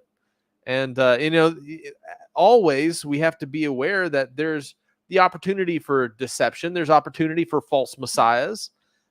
People can put Trump up as a messiah figure on a pedestal, but if we don't, and we just kind of, get a elected leader that has better intentions than the other guy that's, fallen asleep at the wheel, then things will hopefully go in a more positive direction, I guess, is what the general consensus is. And people are inspired, really, that he stood up to this whole event and was brave enough to lift his hands up and be like, I'm a fight, So, I mean, it was this is one of those news stories, situations that forever is going into the history books, Yep. For sure. All right. Well, any final thoughts, y'all? And we can wrap up tonight's special live stream, and we can all go get some rest and R&R. From the chat or from us? I mean, yeah, from y'all, any other final thoughts? And No, I mean, I just could tell looking at Trump that like he would have to be one heck of an actor to, I mean, you could see it in his eyes. You could see, I mean, Don Jr. was crying. I mean, that's hard acting. And, he's definitely changed by watching and observing Trump for a long time. He was different. And I think I'm hoping it's for the right way. I think this really scared him. Yeah, I think so too. And I think that it gave him a new perspective on life. I agree, Opa. Yep. Coming that We close hope to so. death, how can it not? How can it not? The only opportunity that it wouldn't is if it was faked, as some of these people are, theorizing. But the odds of that being faked, come on, guys. Like, I do not think so, because he turned his head at the precise moment. Like, you can see the angle that bullet, it just slipped through this little pocket just perfectly. And I mean, I don't think he should get it gauged right there, that way he just rocks it. Rocks it, yeah. I agree. I think he should rock the big hole in his ear. Like, he should just walk around and be like, I'm Donald Trump, the warrior. And, I'm fighting for America. No, I'm talking like Biden while acting like. I think it was a lot less than a quarter of an inch, too. Mm-hmm. Yeah, what did they say? Like a couple centimeters? Yeah, it was very, very close to killing him. Man, the morbid side of me really wishes somebody had got a better shot of his blown apart ear, because I'm really curious about what it looked like. Oh, there are some. I could send you one. It's okay. It's a pretty big hole. I mean, oh man, of course, it's gnarly. Yeah, so Tacticus says Putin respects it now. Yeah, you better believe it. Oh man, they thought they would be successful. It was like all the lawfare. They thought it would work until SOTUS made the ruling on press immunity. That's very interesting that he was acquitted of the whole legal thing all in the same time frame. He was going to the RNC. He announced his running mate. He was acquitted. He was, lifted up to this high position of, respect and honor because he survived and he, raised his fist. Just all of it seems almost like maybe the reason it seems so orchestrated is because it is like a divine play playing out. I mean, it's theater. It's theater, yes, because they're monopolizing on what happened, but also the Almighty is writing his story, and sometimes the story is way crazier than we can ever imagine, and I don't think anybody can put their finger on exactly how it's going to play out. But all right, guys, well, that was fun. All right, y'all. Thank you for joining us for this special edition. Thank you, Opa, for hopping on and sharing your insight. And Lindsay, it's great to have you on as well. Yeah. Fight. Let us know what you guys think. What's your favorite theory in the comment section? So let us know. All right. Shabbat shalom, everybody. Good night, and we will catch y'all next time. Bye. Good night. Adios.